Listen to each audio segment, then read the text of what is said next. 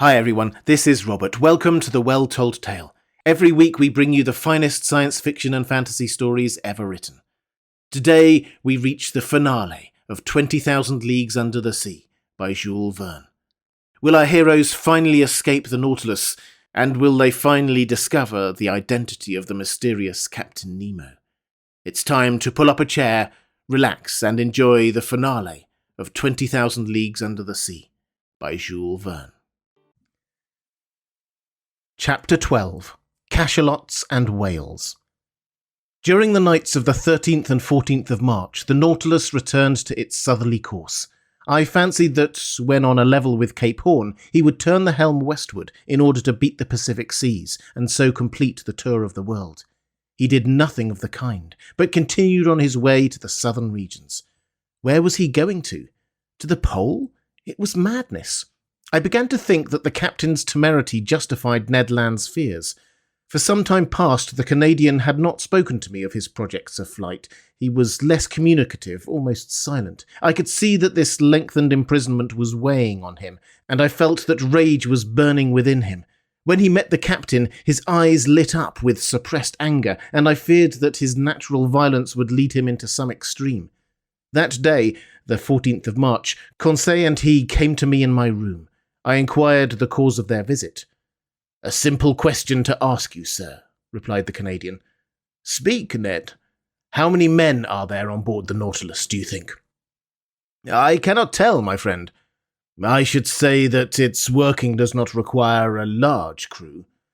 Certainly, under existing conditions, 10 men at the most ought to be enough. Well, why should there be any more?"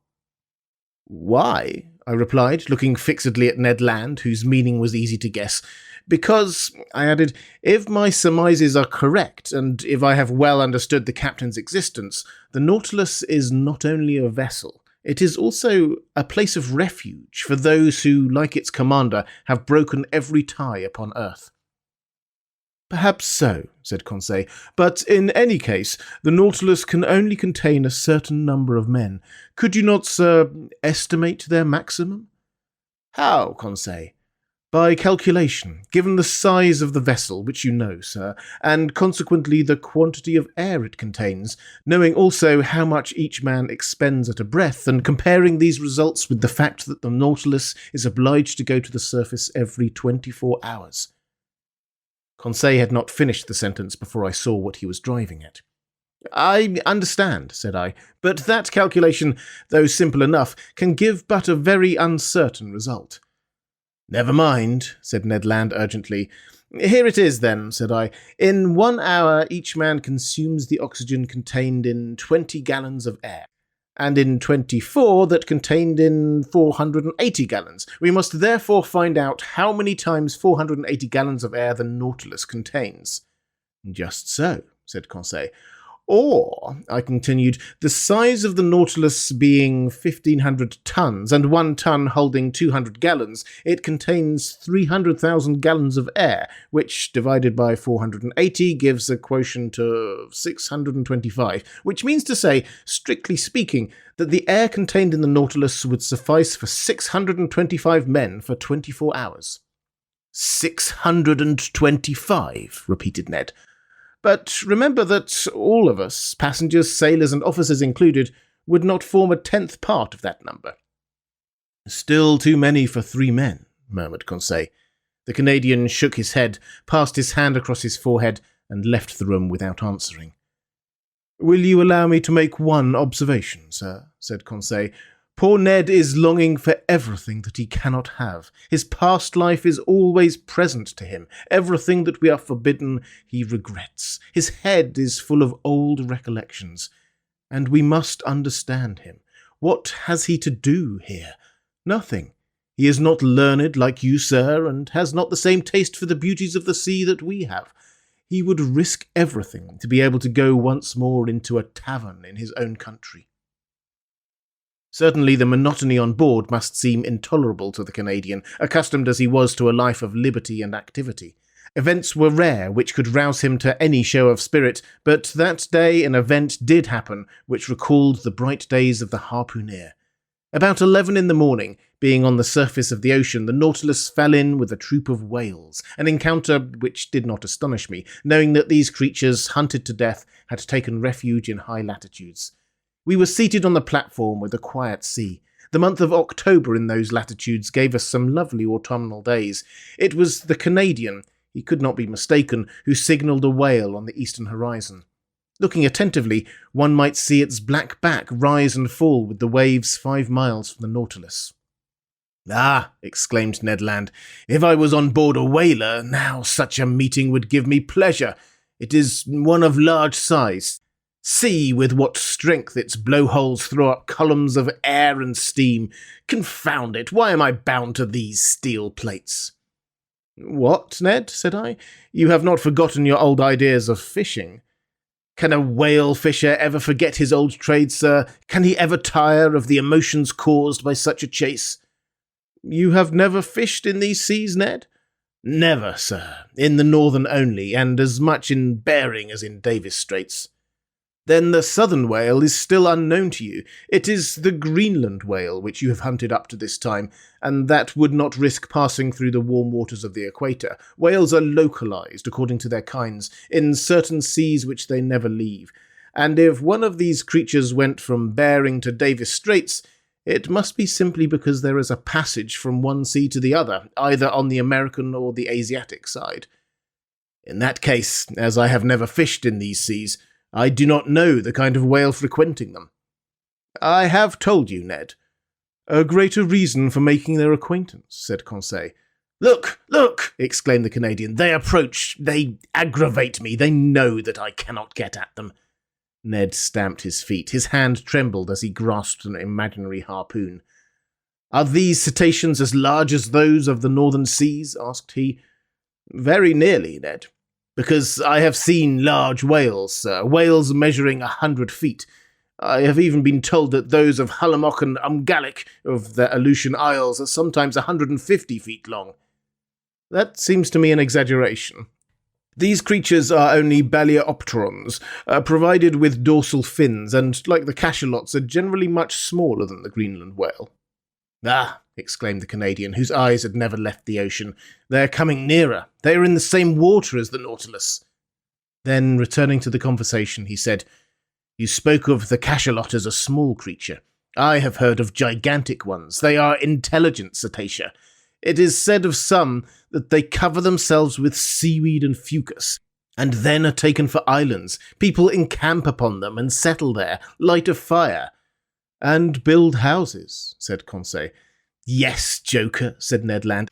"And one fine day the creature plunges, carrying with it all the inhabitants to the bottom of the sea." "Something like the travels of Sinbad the Sailor," I replied, laughing. "Ah!" suddenly exclaimed Ned Land. "It is not one whale. There are 10. There are 20. It is a whole troop. Am I not able to do anything? Hands and feet tied." "But, friend Ned," said Conseil, "why do you not ask Captain Nemo's permission to chase them?" Conseil had not finished his sentence when Ned Land had lowered himself through the panel to seek the captain. A few minutes afterwards, the two appeared together on the platform. Captain Nemo watched the troop of cetacea playing on the waters about a mile from the Nautilus. "They are southern whales," said he. "There goes the fortune of a whole fleet of whalers." "Well, sir," asked the Canadian, "can I not chase them, if only to remind me of my old trade of harpooner?" "And to what purpose?" replied Captain Nemo. "Only to destroy. We have nothing to do with the whale oil on board." "But, sir," continued the Canadian, "in the Red Sea you allowed us to follow the dugong." "Then it was to procure fresh meat for my crew. Here it would be killing for killing's sake. I know that is a privilege reserved for man, but I do not approve of such murderous pastime. In destroying the southern whale, like the Greenland whale, an inoffensive creature, your traders do a culpable action, Master Land. They have already depopulated the whole of Baffin's Bay and are annihilating a class of useful animals. Leave the unfortunate creatures alone. They have plenty of natural enemies, cachalots, swordfish, and sawfish, without you troubling them." The captain was right. The barbarous and inconsiderate greed of these fishermen will one day cause the disappearance of the last whale in the ocean. Ned Land whistled Yankee Doodle between his teeth, thrust his hands into his pockets, and turned his back upon us. But Captain Nemo watched the troop of cetacea, and addressing me said, "I was right in saying that whales had natural enemies, though, without counting man. These will have plenty to do before long. Do you see, Monsieur Aronnax, about 8 miles to leeward, those blackish moving points?" "Yes, Captain," I replied. "Those are cachalots, terrible animals, which I have met in troops of 200 or 300. As to those, they are cruel, mischievous creatures. They would be right in exterminating them." The Canadian turned quickly at the last words. "Well, Captain," said he, "it is still time, in the interest of the whales." "It is useless to expose oneself, Professor. The Nautilus will disperse them. It is armed with a steel spur as good as Master Land's harpoon, I imagine." The Canadian did not put himself out enough to shrug his shoulders. Attack them with the blows of a spur? Who had ever heard of such a thing? "Wait, Monsieur Aronnax," said Captain Nemo. "We will show you something you have never yet seen. We have no pity for these ferocious creatures. They are nothing but mouth and teeth." Mouth and teeth. No one could better describe the cachalot, which is sometimes more than 75 feet long. Its enormous head occupies 1/3 of its entire body. Better armed than the whale, whose upper jaw is furnished only with whalebone, it is supplied with 25 large tusks, about 8 inches long, cylindrical and conical at the top, each weighing 2 pounds. It is in the upper part of this enormous head, in great cavities divided by cartilages, that is to be found from 600 to 800 pounds of that precious oil called spermaceti. The cachalot is a disagreeable creature, more tadpole than fish. According to Friedel's description, it is badly formed, the whole of its left side being, if we may say it, a failure, and being only able to see with its right eye. But the formidable troop was nearing us. They had seen the whales and were preparing to attack them. One could judge beforehand that the cachalots would be victorious, not only because they were better built for attack than their inoffensive adversaries, but also because they could remain longer underwater without coming to the surface. There was only just time to go to the help of the whales. The Nautilus went underwater.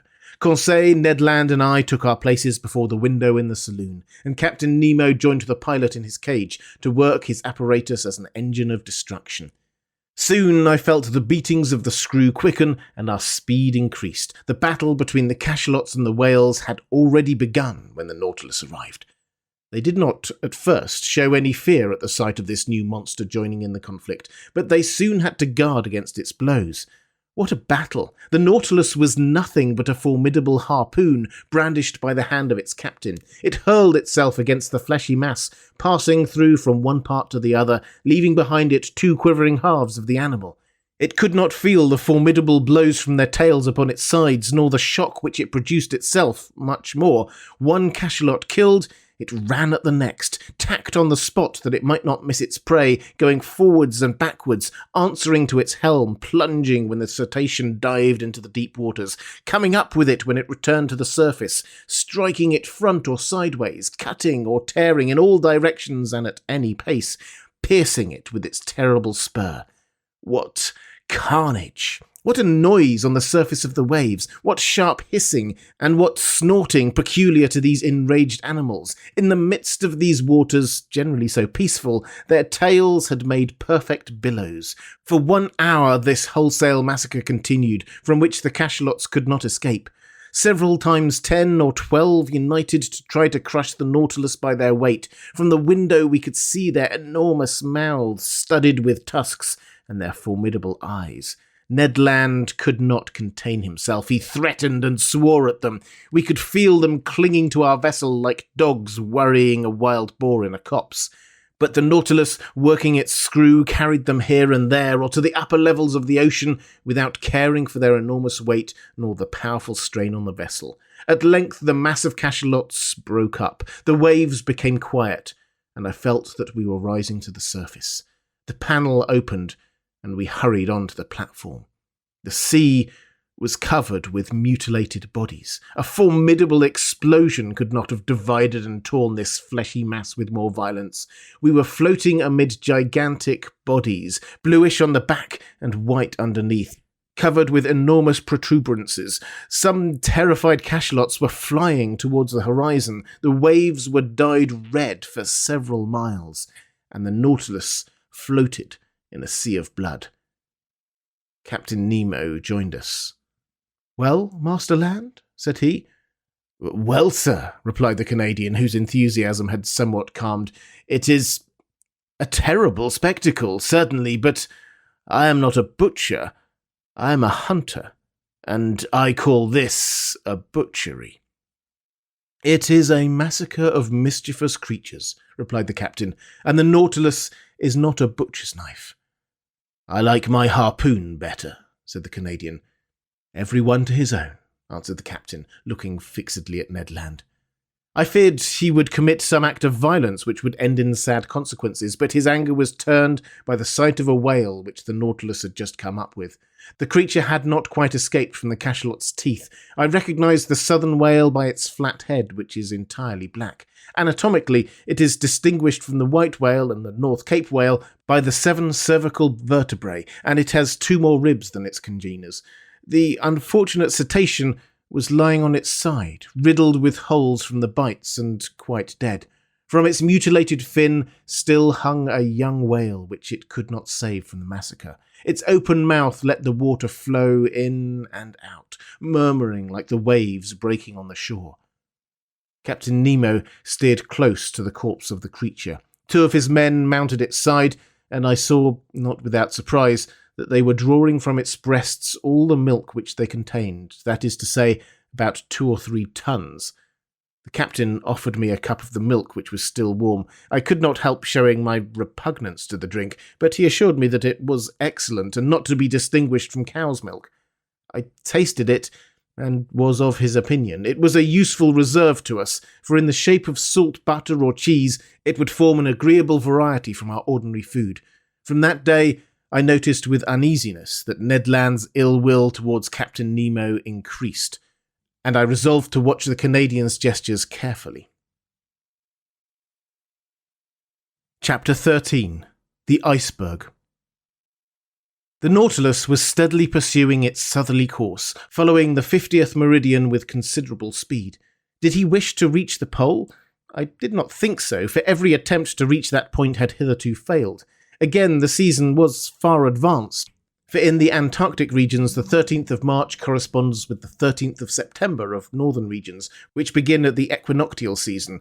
On the 14th of March I saw floating ice in latitude 55 degrees, merely pale bits of debris from 20 to 25 feet long, forming banks over which the sea curled. The Nautilus remained on the surface of the water. Ned Land, who had fished in the Arctic seas, was familiar with its icebergs, but Conseil and I admired them for the first time. In the atmosphere towards the southern horizon stretched a white, dazzling band. English whalers have given it the name of ice blink. However thick the clouds may be, it is always visible and announces the presence of an ice pack or bank. Accordingly, larger blocks soon appeared, whose brilliancy changed with the caprices of the fog. Some of these masses showed green veins, as if long undulating lines had been traced with sulphate of copper. Others resembled enormous amethysts with the light shining through them. Some reflected the light of day upon 1,000 crystal facets. Others, shaded with vivid calcareous reflections, resembled a perfect town of marble. The more we neared the south, the more these floating islands increased, both in number and importance. At 60 degrees latitude, every pass had disappeared, but seeking carefully, Captain Nemo soon found a narrow opening through which he boldly slipped, knowing, however, that it would close behind him. Thus, guided by this clever hand, the Nautilus passed through all the ice with a precision which quite charmed Conseil. Icebergs or mountains, ice fields or smooth plains, seeming to have no limits, drift ice or floating ice packs, plains broken up, called pulps when they are circular, and streams when they are made up of long strips. The temperature was very low. The thermometer exposed to the air marked 2 degrees, or 3 degrees below zero, but we were warmly clad with fur at the expense of the sea bear and seal. The interior of the Nautilus, warmed regularly by its electric apparatus, defied the most intense cold. Besides, it would only have been necessary to go some yards beneath the waves to find a more bearable temperature. 2 months earlier, we should have had perpetual daylight in these latitudes, but already we had 3 or 4 hours of night, and by there would be 6 months of darkness in these circumpolar regions. On the 15th of March, we were in the latitude of New Shetland and South Orkney. The captain told me that formerly numerous tribes of seals inhabited them, but that English and American whalers, in their rage for destruction, massacred both old and young. Thus, where there was once life and animation, they had left silence and death. About 8 o'clock on the morning of the 16th of March, the Nautilus, following the 55th meridian, cut the Antarctic polar circle. Ice surrounded us on all sides and closed the horizon, but Captain Nemo went from one opening to another, still going higher. I cannot express my astonishment at the beauties of these new regions. The ice took most surprising forms. Here the grouping formed an oriental town with innumerable mosques and minarets. There a fallen city thrown to the earth, as it were, by some convulsion of nature. The whole aspect was constantly changed by the oblique rays of the sun, or lost in the greyish fog amidst hurricanes of snow. Detonations and falls were heard on all sides, great overthrows of icebergs which altered the whole landscape like a diorama. Often seeing no exit, I thought we were definitely prisoners, but instinct guiding him at the slightest indication, Captain Nemo would discover a new pass. He was never mistaken when he saw the thin threads of bluish water trickling along the ice fields, and I had no doubt that he had already ventured into the midst of these Antarctic seas before. On the 16th of March, however, the ice fields absolutely blocked our road. It was not the iceberg itself, as yet, but vast fields cemented by the cold. But this obstacle could not stop Captain Nemo. He hurled himself against it with frightful violence. The Nautilus entered the brittle mass like a wedge and split it with frightful crackings. It was the battering ram of the ancients hurled by infinite strength. The ice, thrown high in the air, fell like hail around us. By its own power of impulsion, our apparatus made a canal for itself. Sometimes carried away by its own impetus, it lodged on the ice field, crushing it with its weight, and sometimes buried beneath it, dividing it by a simple pitching movement, producing large rents in it. Violent gales assailed us at this time, accompanied by thick fogs through which, from one end of the platform to the other, we could see nothing. The wind blew sharply from all parts of the compass, and the snow lay in such hard heaps that we had to break it with blows of a pickaxe. The temperature was always at 5 degrees below zero. Every outward part of the Nautilus was covered with ice. A rigged vessel would have been entangled in the blocked-up gorges. A vessel without sails, with electricity for its motive power, and wanting no coal, could alone brave such high latitudes. At length, on the 18th of March, after many useless assaults, the Nautilus was positively blocked.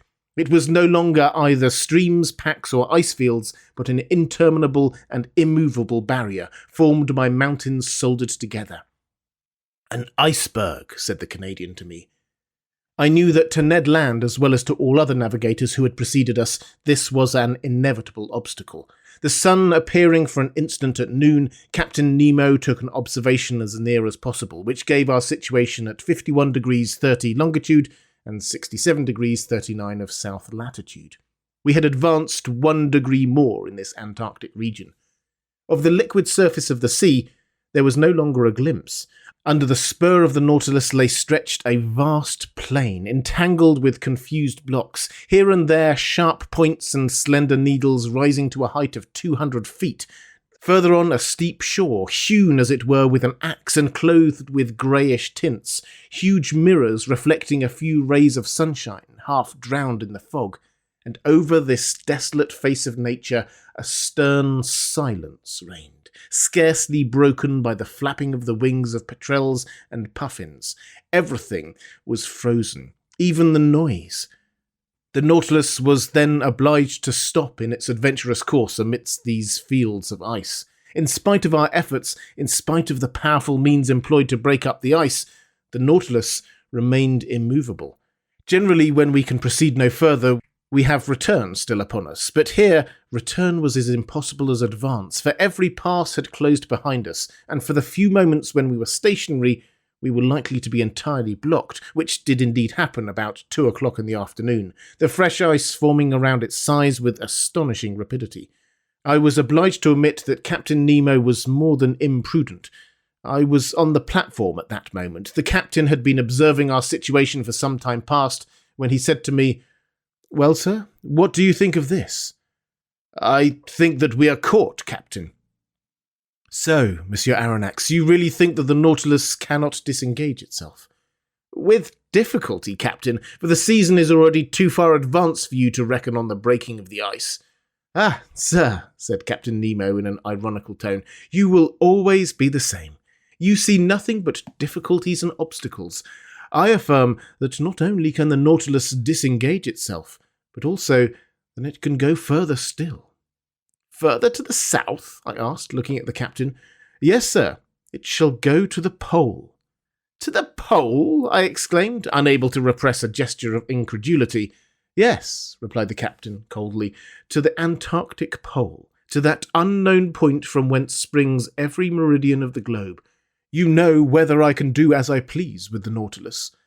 Yes, I knew that. I knew that this man was bold even to rashness, but to conquer those obstacles which bristled round the South Pole, rendering it more inaccessible than the North, which had not yet been reached by the boldest navigators, was it not a mad enterprise, one which only a maniac would have conceived?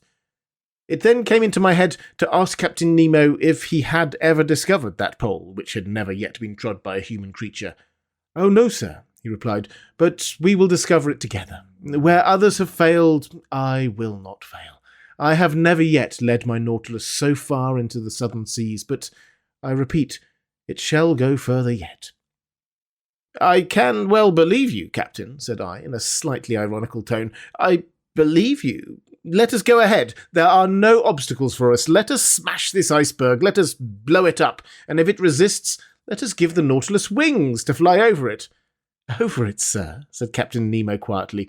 "No, not over it, but under it." "Under it?" I exclaimed, a sudden idea of the captain's projects flashing upon my mind. I understood the wonderful qualities of the Nautilus were going to serve us in this superhuman enterprise. "I see we are beginning to understand one another, sir," said the captain, half smiling. "You begin to see the possibility, I should say the success of this attempt. That which is impossible for an ordinary vessel is easy to the Nautilus. If a continent lies before the pole, it must stop before the continent. But if, on the contrary, the pole is washed by open sea, it will go even to the pole." "Certainly," said I, carried away by the captain's reasoning. "If the surface of the sea is solidified by the ice, the lower depths are free by the providential law which has placed the maximum of density of the waters of the ocean 1 degree higher than freezing point.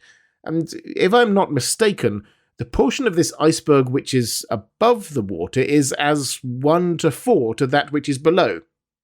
"Very nearly, sir. For 1 foot of iceberg above the sea, there are 3 below it. If these ice mountains are not more than 300 feet above the surface, they are not more than 900 beneath. And what are 900 feet to the Nautilus?" "Nothing, sir." "It could even seek at greater depths that uniform temperature of sea-water, and there brave with impunity the 30 or 40 degrees of surface cold." "Just so, sir, just so," I replied, getting animated. "The only difficulty," continued Captain Nemo, "is that of remaining several days without renewing our provision of air." "Is that all? The Nautilus has vast reservoirs. We can fill them, and they will supply us with all the oxygen we want." "Well thought of, Monsieur Aronnax," replied the captain, smiling, "but not wishing you to accuse me of rashness, I will first give you all my objections." "Have you any more to make?" "Only one. It is possible, if the sea exists at the South Pole, that it may be covered, and consequently we shall be unable to come to the surface." "Good sir, but do you not forget that the Nautilus is armed with a powerful spur, and could we not send it diagonally against these fields of ice which would open at the shocks?" "Ah, sir, you are full of ideas today. Besides, Captain, I added enthusiastically, why should we not find the sea open at the South Pole as well as at the North? The frozen poles of the Earth do not coincide either in the southern or in the northern regions, and until it is proven to the contrary, we may suppose either a continent or an ocean free from ice at these 2 points of the globe. I think so too, Monsieur Aronnax, replied Captain Nemo. I only wish you to observe that, after having made so many objections to my project, you are now crushing me with arguments in its favour. The preparations for this audacious attempt now began. The powerful pumps of the Nautilus were working air into the reservoirs and storing it at high pressure. About 4 o'clock, Captain Nemo announced the closing of the panels on the platform. I threw one last look at the massive iceberg which we were about to cross. The weather was clear, the atmosphere pure enough, the cold very great, being 12 degrees below zero, but the wind having gone down, this temperature was not so unbearable. About 10 men mounted the sides of the Nautilus, armed with pickaxes to break the ice around the vessel, which was soon free. The operation was quickly performed, for the fresh ice was still very thin. We all went below. The usual reservoirs were filled with the newly liberated water, and the Nautilus soon descended. I had taken my place with Conseil in the saloon. Through the open window we could see the lower beds of the Southern Ocean. The thermometer went up, the needle of the compass deviated on the dial. At about 900 feet, as Captain Nemo had foreseen, we were floating beneath the undulating bottom of the iceberg. But the Nautilus went lower still. It went to the depth of 400 fathoms. The temperature of the water at the surface showed 12 degrees. Now it was only 10. We had gained 2. I need not say the temperature of the Nautilus was raised by its heating apparatus to a much higher degree. Every manoeuvre was accomplished with wonderful precision. "We shall pass it, if you please, sir," said Conseil. "I believe we shall," I said, in a tone of firm conviction. In this open sea, the Nautilus had taken its course direct to the pole, without leaving the 52nd meridian. From 67 degrees 30 to 90 degrees, 22 degrees and a half of latitude remained to travel, that is, about 500 leagues. The Nautilus kept up a mean speed of 26 miles an hour, the speed of an express train. If that was kept up, in 40 hours we should reach the pole. For a part of the night, the novelty of the situation kept us at the window. The sea was lit with the electric lantern, but it was deserted. Fishes did not sojourn in these imprisoned waters. They only found there a passage to take them from the Antarctic Ocean to the open polar sea. Our pace was rapid. We could feel it by the quivering of the long steel body. About 2 in the morning, I took some repose, and Conseil did the same. In crossing the waist, I did not meet Captain Nemo. I supposed him to be in the pilot's cage. The next morning, the 19th of March, I took my post once more at the saloon. The electric log told me that the speed of the Nautilus had been slackened. It was then going towards the surface, but prudently emptying its reservoirs very slowly. My heart beat fast. Were we going to emerge and regain the open polar atmosphere? No. A shock told me that the Nautilus had struck the bottom of the iceberg, still very thick, judging from the deadened sound. We had indeed struck, to use a sea expression, but in an inverse sense and at 1,000 feet deep. This would give 3,000 feet of ice above us, 1,000 being above the watermark. The iceberg was then higher than at its borders, not a very reassuring fact. Several times that day the Nautilus tried again, and every time it struck the wall which lay like a ceiling above it. Sometimes it met with but 900 yards, only 200 of which rose above the surface. It was twice the height it was when the Nautilus had gone under the waves. I carefully noted the different depths, and thus obtained a submarine profile of the chain as it was developed under the water. That night, no change had taken place in our situation. Still ice between 400 and 500 yards in depth. It was evidently diminishing, but still, what a thickness between us and the surface of the ocean. It was then 8. According to the daily custom on board the Nautilus, its air should have been renewed 4 hours ago, but I did not suffer much, although Captain Nemo had not yet made any demand upon his reserve of oxygen. My sleep was painful that night. Hope and fear besieged me by turns. I rose several times. The groping of the Nautilus continued. About 3 in the morning, I noticed that the lower surface of the iceberg was only about 50 feet deep. 150 feet now separated us from the surface of the waters. The iceberg was by degrees becoming an ice field, the mountain a plain. My eyes never left the manometer. We were still rising diagonally to the surface, which sparkled under the electric rays. The iceberg was stretching both above and beneath into lengthening slopes. Mile after mile it was getting thinner. At length, at 6 in the morning of that memorable day, the 19th of March, the door of the saloon opened and Captain Nemo appeared. "The sea is open," was all he said. Chapter 14. The South Pole. I rushed onto the platform. Yes, the open sea, but with a few scattered pieces of ice and moving icebergs. A long stretch of sea, a world of birds in the air, and myriads of fishes under those waters, which varied from intense blue to olive green, according to the bottom. The thermometer marked 3 degrees above zero. It was comparatively spring, shut up as we were behind this iceberg, whose lengthened mass was dimly seen on our northern horizon. "Are we at the pole?" I asked the captain, with a beating heart. "I do not know," he replied. "At noon I will take our bearings." "But will the sun show himself through this fog?" said I, looking at the leaden sky. "However little it shows, it will be enough," replied the captain. About 10 miles south, a solitary island rose to a height of 104 yards. We made for it, but carefully, for the sea might be strewn with banks. 1 hour afterwards we had reached it. 2 hours later we had made the round of it. It measured 4 or 5 miles in circumference. A narrow canal separated it from a considerable stretch of land, perhaps a continent, for we could not see its limits. The existence of this land seemed to give some colour to Maury's theory. The ingenious American has remarked that between the South Pole and the 60th parallel, the sea is covered with floating ice of enormous size, which is never met with in the North Atlantic. From this fact, he has drawn the conclusion that the Antarctic Circle encloses considerable continents, as icebergs cannot form in open sea, but only on the coasts. According to these calculations, the mass of ice surrounding the southern pole forms a vast cap, the circumference of which must be at least 2,500 miles. But the Nautilus, for fear of running aground, had stopped about 3 cable lengths from a strand over which reared a superb heap of rocks. The boat was launched. The captain, 2 of his men bearing instruments, Conseil and myself were in it. It was 10 in the morning. I had not seen Ned Land. Doubtless the Canadian did not wish to admit the presence of the South Pole. A few strokes of the oar brought us to the sand, where we ran ashore. Conseil was going to jump to the land when I held him back. "Sir," said I to Captain Nemo, "to you belongs the honour of first setting foot on this land." "Yes, sir," said the captain, "and if I do not hesitate to tread this South Pole, it is because, up to this time, no human being has left a trace there." Saying this, he jumped lightly onto the sand. His heart beat with emotion. He climbed a rock, sloping to a little promontory, and there, with arms crossed, mute and motionless, and with an eager look, he seemed to take possession of these southern regions. After 5 minutes passed in this ecstasy, he turned to us. "When you like, sir." I landed, followed by Conseil, leaving the 2 men in the boat. For a long way the soil was composed of a reddish sandy stone, something like crushed brick, streams of lava and pumice stones.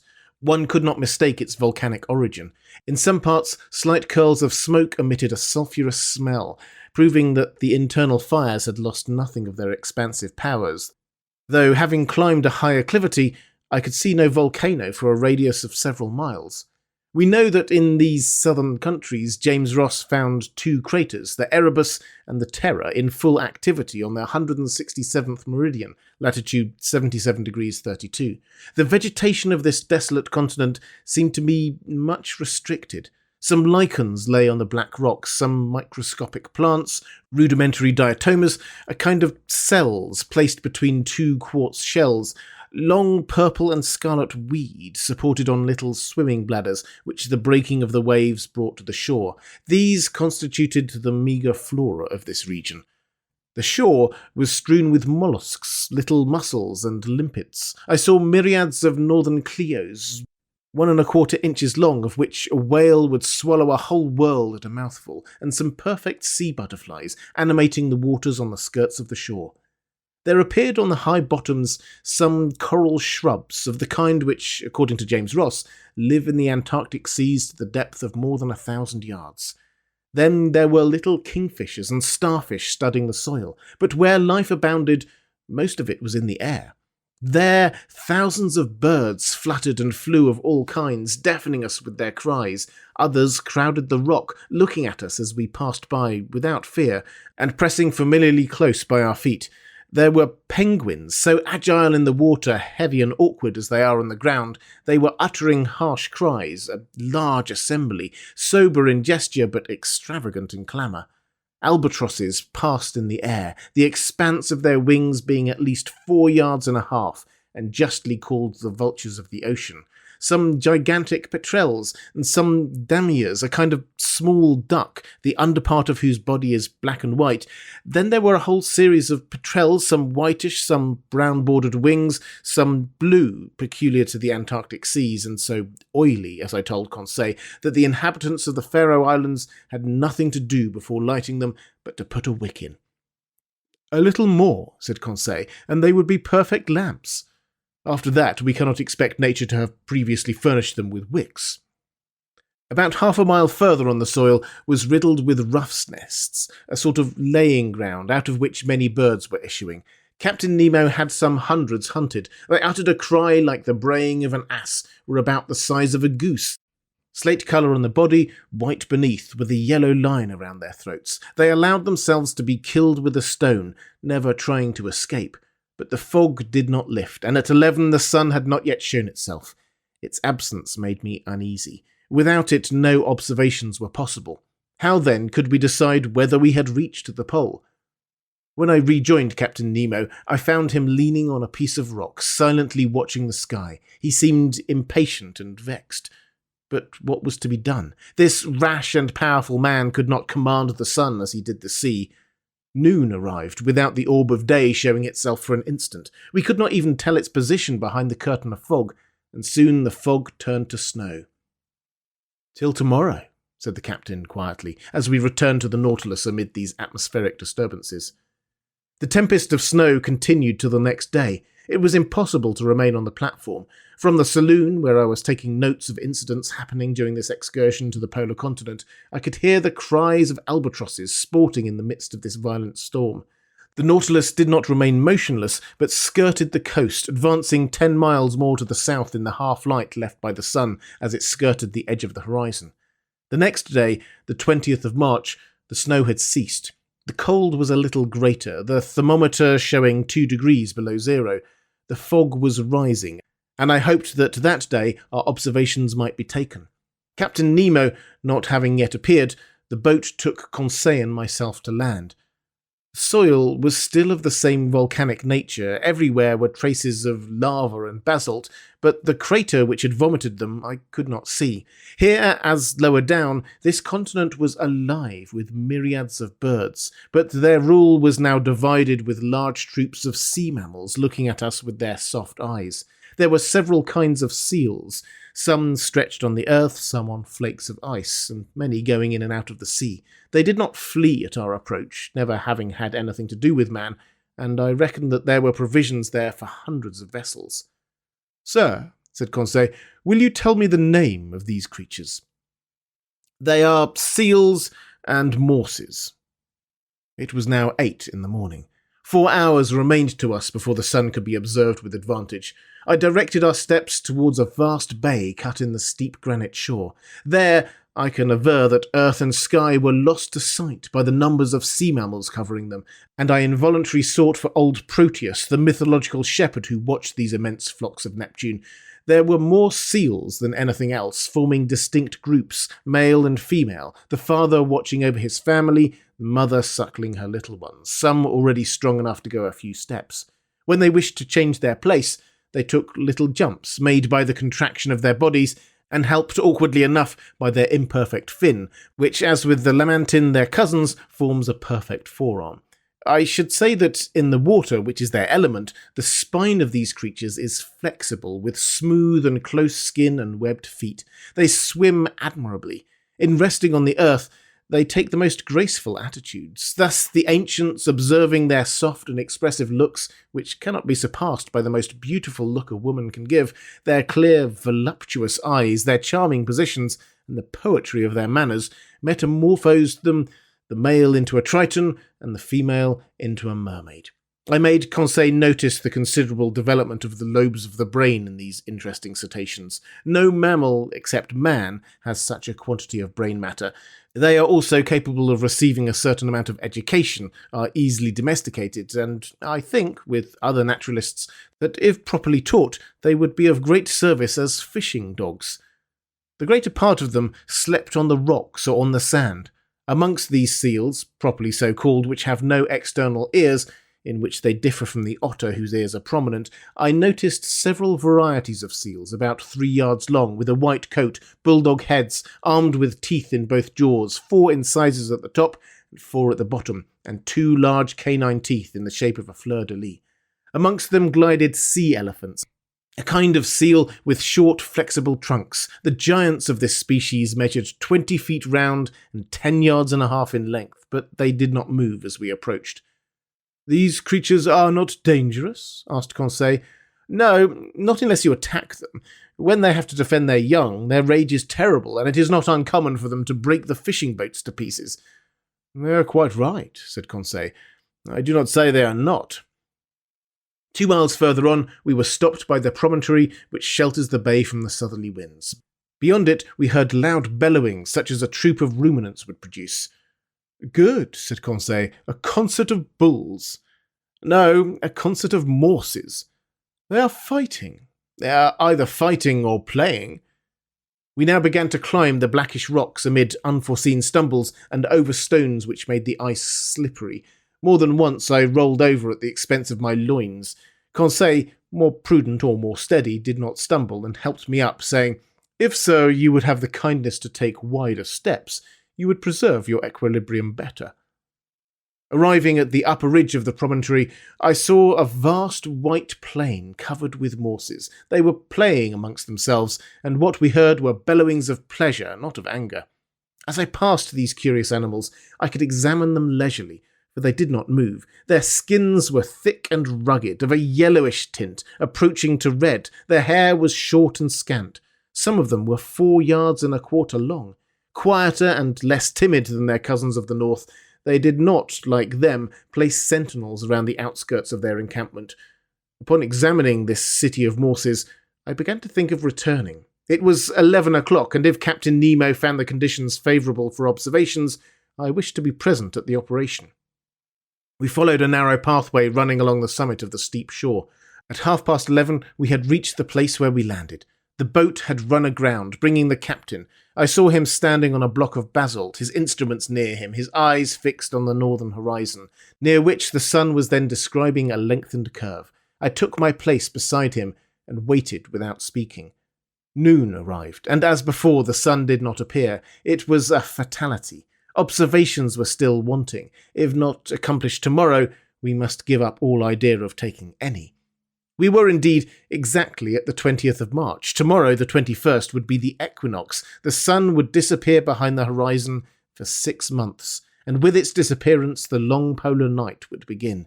Since the September equinox, it had emerged from the northern horizon, rising by lengthened spirals up to the 21st of December. At this period, the summer solstice of the northern regions, it had begun to descend, and tomorrow was to shed its last rays upon them. I communicated my fears and observations to Captain Nemo. "You are right, Monsieur Aronnax," said he. "If tomorrow I cannot take the altitude of the sun, I shall not be able to do it for 6 months. But precisely because chance has led me into these seas on the 21st of March, my bearings will be easy to take, if at 12 we can see the sun." "Why, Captain?" "Because then the orb of day described such lengthened curves that it is difficult to measure exactly its height above the horizon, and grave errors may be made with instruments." "What will you do then?" "I shall use only my chronometer," replied Captain Nemo. "If tomorrow, the 21st of March, the disk of the sun, allowing for refraction, is exactly cut by the northern horizon, it will show that I am at the South Pole." "Just so," said I, "but this statement is not mathematically correct, because the equinox does not necessarily begin at noon." "Very likely, sir, but the error will not be 100 yards, and we do not want more. Till tomorrow, then." Captain Nemo returned on board. Conseil and I remained to survey the shore, observing and studying until 5 o'clock. Then I went to bed, not, however, without invoking, like the Indian, the favour of the radiant orb. The next day, the 21st of March, at 5 in the morning, I mounted the platform. I found Captain Nemo there. "The weather is lightening a bit," said he. "I have some hope. After breakfast we will go on shore and choose a post for observation." That point settled, I sought Ned Land. I wanted to take him with me, but the obstinate Canadian refused, and I saw that his taciturnity and his bad humour grew day by day. After all, I was not sorry for his obstinacy under the circumstances. Indeed, there were too many seals on the shore, and we ought not to lay such temptation in this unreflecting fisherman's way. Breakfast over, we went on shore. The Nautilus had gone some miles further up in the night. It was a whole league from the coast, above which reared a sharp peak about 500 yards high. The boat took me with Captain Nemo, 2 men of the crew, and the instruments, which consisted of a chronometer, a telescope, and a barometer. While crossing, I saw numerous whales belonging to the 3 kinds peculiar to the southern seas. The whale, or the English right whale, which has no dorsal fin, the humpback, with reeved chest and large whitish fins, which, in spite of its name, do not form wings, and the finback of a yellowish-brown, the liveliest of all the cetacea. This powerful creature is heard a long way off when he throws to a great height columns of air and vapour which look like whirlwinds of smoke. These different mammals were disporting themselves in troops in the quiet waters, and I could see that this basin of the Antarctic pole serves as a place of refuge to the cetacea too closely tracked by the hunters. I also noticed large medusae floating between the reeds. At 9, we landed. The sky was brightening, the clouds were flying to the south, and the fog seemed to be leaving the cold surface of the waters. Captain Nemo went towards the peak, which he doubtless meant to be his observatory. It was a painful ascent over the sharp lava and the pumice stones, in an atmosphere often impregnated with the sulphurous smell from the smoking cracks. For a man unaccustomed to walk on land, the captain climbed the steep slopes with an agility I never saw equalled, and which a hunter would have envied. We were 2 hours getting to the summit of this peak. From thence we looked upon a vast sea, which, towards the north, distinctly traced its boundary line upon the sky. At our feet lay fields of dazzling whiteness. Over our heads, a pale azure free from fog. To the north, the disk of the sun seemed like a ball of fire, already horned by the cutting of the horizon.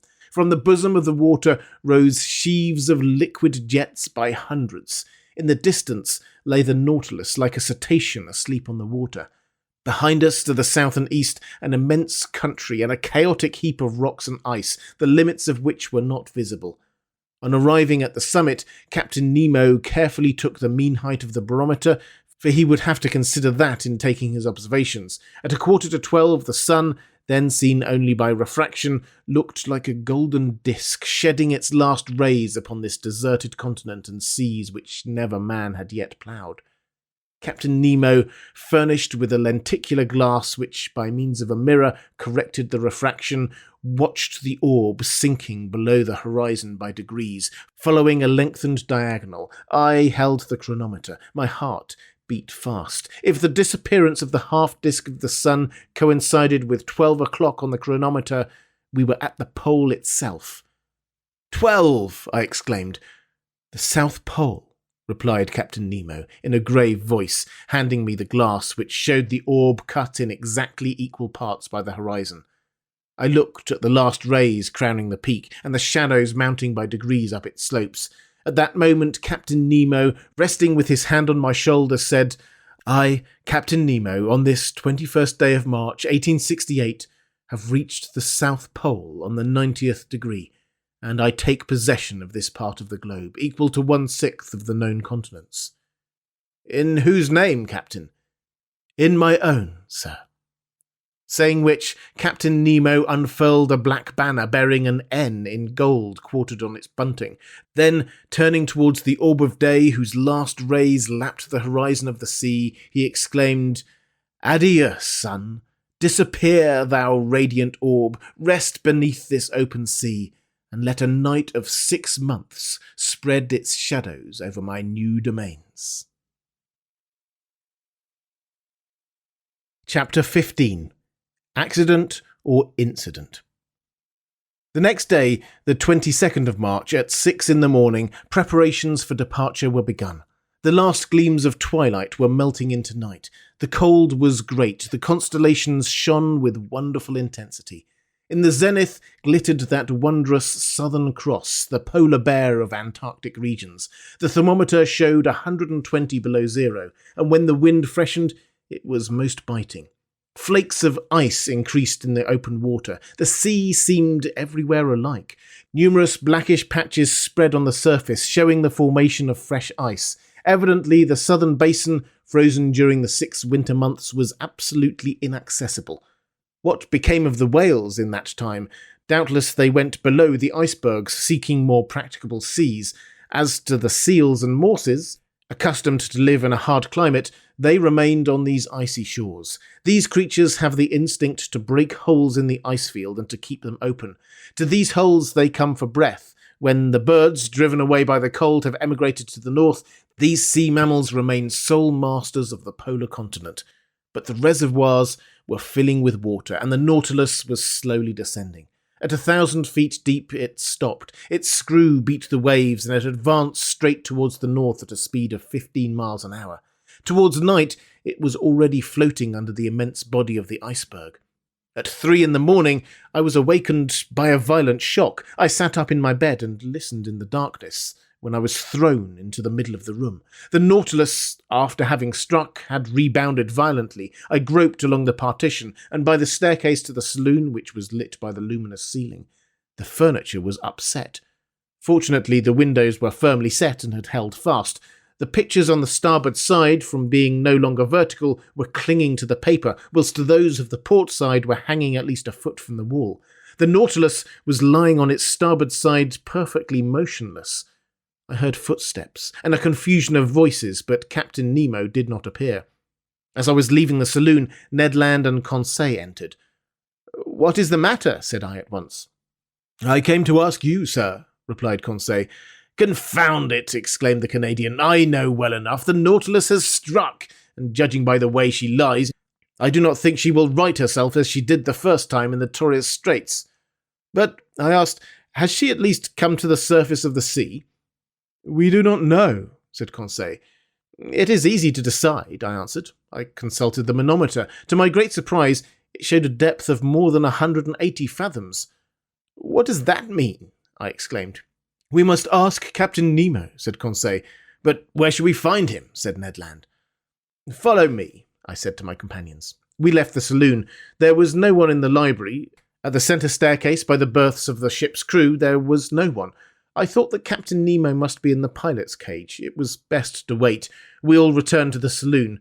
For 20 minutes we remained thus, trying to hear the slightest noise which might be made on board the Nautilus, when Captain Nemo entered. He seemed not to see us. His face, generally so impassive, showed signs of uneasiness. He watched the compass silently, then the manometer, and going to the planisphere, placed his finger on a spot representing the southern seas. I would not interrupt him, but some minutes later, when he turned towards me, I said, using one of his own expressions in the Torres Straits, "An incident, Captain?" "No, sir. An accident this time." "Serious?" "Perhaps." "Is the danger immediate?" "No." "The Nautilus has stranded?" "Yes." "And this has happened how?" "From a caprice of nature, not from the ignorance of man. Not a mistake has been made in the working, but we cannot prevent equilibrium from producing its effects. We may brave human laws, but we cannot resist natural ones." Captain Nemo had chosen a strange moment for uttering this philosophical reflection. On the whole, his answer helps me little. "May I ask, sir, the cause of this accident?" "An enormous block of ice, a whole mountain, has turned over," he replied. "When icebergs are undermined at their base by warmer water or reiterated shocks, their centre of gravity rises, and the whole thing turns over. This is what has happened. One of these blocks, as it fell, struck the Nautilus. Then, gliding under the hull, raised it with irresistible force, bringing it into beds which are not so thick where it is lying on its side." "But can we not get the Nautilus off by emptying its reservoirs so that it might regain its equilibrium?" That, sir, is being done at this moment. You can hear the pump working. Look at the needle of the manometer. It shows that the Nautilus is rising, but the block of ice is floating with it. And until some obstacle stops its ascending motion, our position cannot be altered. Indeed, the Nautilus still held the same position to starboard. Doubtless it would right itself when the block stopped. But at this moment, who knows if we may not be frightfully crushed between two glassy surfaces? I reflected on all the consequences of our position. Captain Nemo never took his eyes off the manometer. Since the fall of the iceberg, the Nautilus had risen about 150 feet, but it still made the same angle with the perpendicular. Suddenly, a slight movement was felt in the hold. Evidently, it was righting a little. Things hanging in the saloon were sensibly returning to their normal position. The partitions were nearing the upright. No one spoke. With beating hearts, we watched and felt the straightening. The boards became horizontal under our feet. 10 minutes passed. "At last, we have righted," I exclaimed. "Yes," said Captain Nemo, going to the door of the saloon. "But are we floating?" I asked. "Certainly," he replied, "since the reservoirs are not empty, and when empty the Nautilus must rise to the surface of the sea." We were in open sea, but at a distance of about 10 yards. On either side of the Nautilus rose a dazzling wall of ice. Above and beneath the same wall. Above, because the lower surface of the iceberg stretched over us like an immense ceiling. Beneath, because the overturned block, having slid by degrees, had found a resting place on the lateral walls, which kept it in that position. The Nautilus was really imprisoned in a perfect tunnel of ice more than 20 yards in breadth, filled with quiet water. It was easy to get out of it by either going forward or backward, and then to make a free passage under the iceberg. Some hundreds of yards deeper, the luminous ceiling had been extinguished, but the saloon was still resplendent with intense light. It was the most powerful reflection from the glass partition sent violently back to the sheets of the lantern. I cannot describe the effect of the voltaic rays upon the great blocks so capriciously cut. Upon every angle, every ridge, every facet was thrown a different light, according to the nature of the veins running through the ice. A dazzling mine of gems, particularly of sapphires, their blue rays crossing with the green of the emerald. Here and there were opal shades of wonderful softness, running through bright spots like diamonds of fire, the brilliancy of which the eye could not bear. The power of the lantern seemed increasingly 100-fold, like a lamp through the lenticular plates of a first-class lighthouse. "How beautiful, how beautiful!" cried Conseil. "Yes," I said, "it is a wonderful sight, is it not, Ned?" "Yes, confound it, yes," answered Ned Land. "It is superb. I am mad at being obliged to admit it. No one has ever seen anything like it, but the sight may cost us dear, and if I may say all, I think we are seeing here things which God never intended man to see." Ned was right. It was too beautiful. Suddenly a cry from Conseil made me turn. "What is it?" I asked. "Shut your eyes, sir. Do not look, sir." Saying which, Conseil clapped his hands over his eyes. "But what is the matter, my boy? I am dazzled, blinded." My eyes turned involuntarily towards the glass, but I could not stand the fire which seemed to devour them. I understood what had happened. The Nautilus had put on full speed. All the quiet lustre of the ice walls was at once changed into flashes of lightning. The fire from these myriads of diamonds was blinding. It required some time to calm our troubled looks. At last the hands were taken down. "Faith, I should never have believed it," said Conseil. It was then 5 in the morning, and at that moment a shock was felt at the bows of the Nautilus. I knew that its spur had struck a block of ice. It must have been a false manoeuvre, for this submarine tunnel, obstructed by blocks, was not very easy navigation. I thought that Captain Nemo, by changing his course, would either turn these obstacles or else follow the windings of the tunnel. In any case, the road before us could not be entirely blocked. But contrary to my expectations, the Nautilus took a decided retrograde motion. "We are going backwards," said Conseil. "Yes," I replied, "the end of the tunnel can have no egress." "And then?" "Then," said I, "the working is easy. We must go back again and go out of the southern opening. That is all." In speaking thus, I wished to appear more confident than I really was, but the retrograde motion of the Nautilus was increasing, and reversing the screw, it carried us at great speed. "It will be a hindrance," said Ned. "What does it matter, some hours more or less, provided we get out at last?" "Yes," repeated Ned Land, "provided we do get out at last." For a short time I walked from the saloon to the library. My companions were silent. I soon threw myself on an ottoman and took a book, which my eyes overran mechanically. A quarter of an hour after, Conseil, approaching me, said, "Is what you are reading very interesting, sir?" "Very interesting," I replied. "I should think so, sir. It is your own book you are reading." "My book?" And indeed I was holding in my hand the work on the great submarine depths. I did not even dream of it. I closed the book and returned to my walk. Ned and Conseil rose to go. "Stay here, my friends," said I, detaining them. "Let us remain together until we are out of this block." "As you please, sir," Conseil replied. Some hours passed.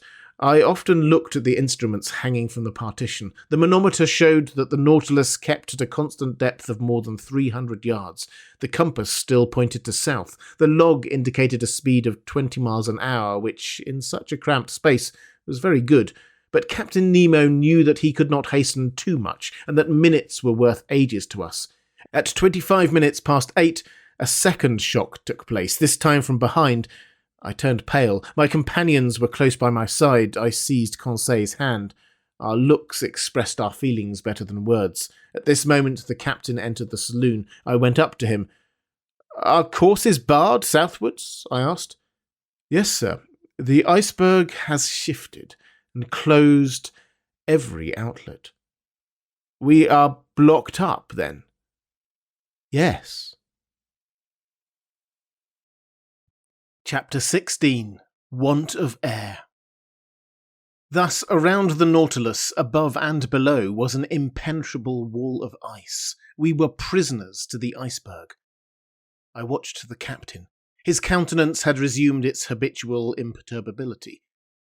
"Gentlemen," he said calmly, "there are two ways of dying in the circumstances in which we are placed." This puzzling person had the air of a mathematical professor lecturing his pupils. "The first is to be crushed. The second is to die of suffocation. I do not speak of the possibility of dying of hunger, for the supply of provisions in the Nautilus will certainly last longer than we shall. Let us then calculate our chances." "As to suffocation, Captain," I replied, "that is not to be feared, because our reservoirs are full." "Just so, but they will only yield 2 days' supply of air. Now, for 36 hours we have been hidden under the water, and already the heavy atmosphere of the Nautilus requires renewal. In 48 hours, our reserve will be exhausted." "Well, Captain, can we be delivered before 48 hours?" "We will attempt it, at least, by piercing the wall that surrounds us." "On which side?" "Sound will tell us. I am going to run the Nautilus aground on the lower bank, and my men will attack the iceberg on the side that is least thick." Captain Nemo went out. Soon I discovered by a hissing noise that the water was entering the reservoirs. The Nautilus sank slowly and rested on the ice at a depth of 350 yards, the depth at which the lower bank was immersed. "My friends," I said, "our situation is serious, but I rely on your courage and energy." "Sir," replied the Canadian, "I am ready to do anything for the general safety." "Good, Ned," and I held out my hand to the Canadian. "And I will add," he continued, "that being as handy with the pickaxe as with the harpoon, if I can be useful to the captain, he can command my services." "He will not refuse your help. Come, Ned." I led him to the room where the crew of the Nautilus were putting on their cork jackets. I told the captain of Ned's proposal, which he accepted. The Canadian put on his sea costume and was ready as soon as his companions. When Ned was dressed, I re-entered the drawing room where the panes of glass were open and posted near Conseil. I examined the ambient beds that supported the Nautilus. Some instants after, we saw a dozen of the crew set foot on the bank of ice, and among them Ned Land, easily known by his stature. Captain Nemo was with them. Before proceeding to dig the walls, he took the soundings, to be sure of working in the right direction. Long sounding lines were sunk in the side walls, but after 15 yards, they were again stopped by the thick wall. It was useless to attack it on the ceiling-like surface, since the iceberg itself measured more than 400 yards in height. Captain Nemo then sounded the lower surface. There, 10 yards of wall separated us from the water, so great was the thickness of the ice field. It was necessary, therefore, to cut from it a piece equal in extent to the waterline of the Nautilus. There were about 6,000 cubic yards to detach, so as to dig a hole by which we could ascend to the ice field. The work had begun immediately, and carried on with indefatigable energy. Instead of digging around the Nautilus, which would have involved greater difficulty, Captain Nemo had an immense trench made at 8 yards from the port quarter. Then the men set to work simultaneously with their screws on several points of its circumference. Presently, the pickaxe attacked this compact matter vigorously, and large blocks were detached from the mass. By a curious effect of specific gravity, these blocks, lighter than water, fled, so to speak, to the vault of the tunnel, that increased in thickness at the top in proportion as it diminished at the base. But that mattered little, so long as the lower part grew thinner. After 2 hours' hard work, Ned Land came in exhausted. He and his comrades were replaced by new workers, whom Conseil and I joined.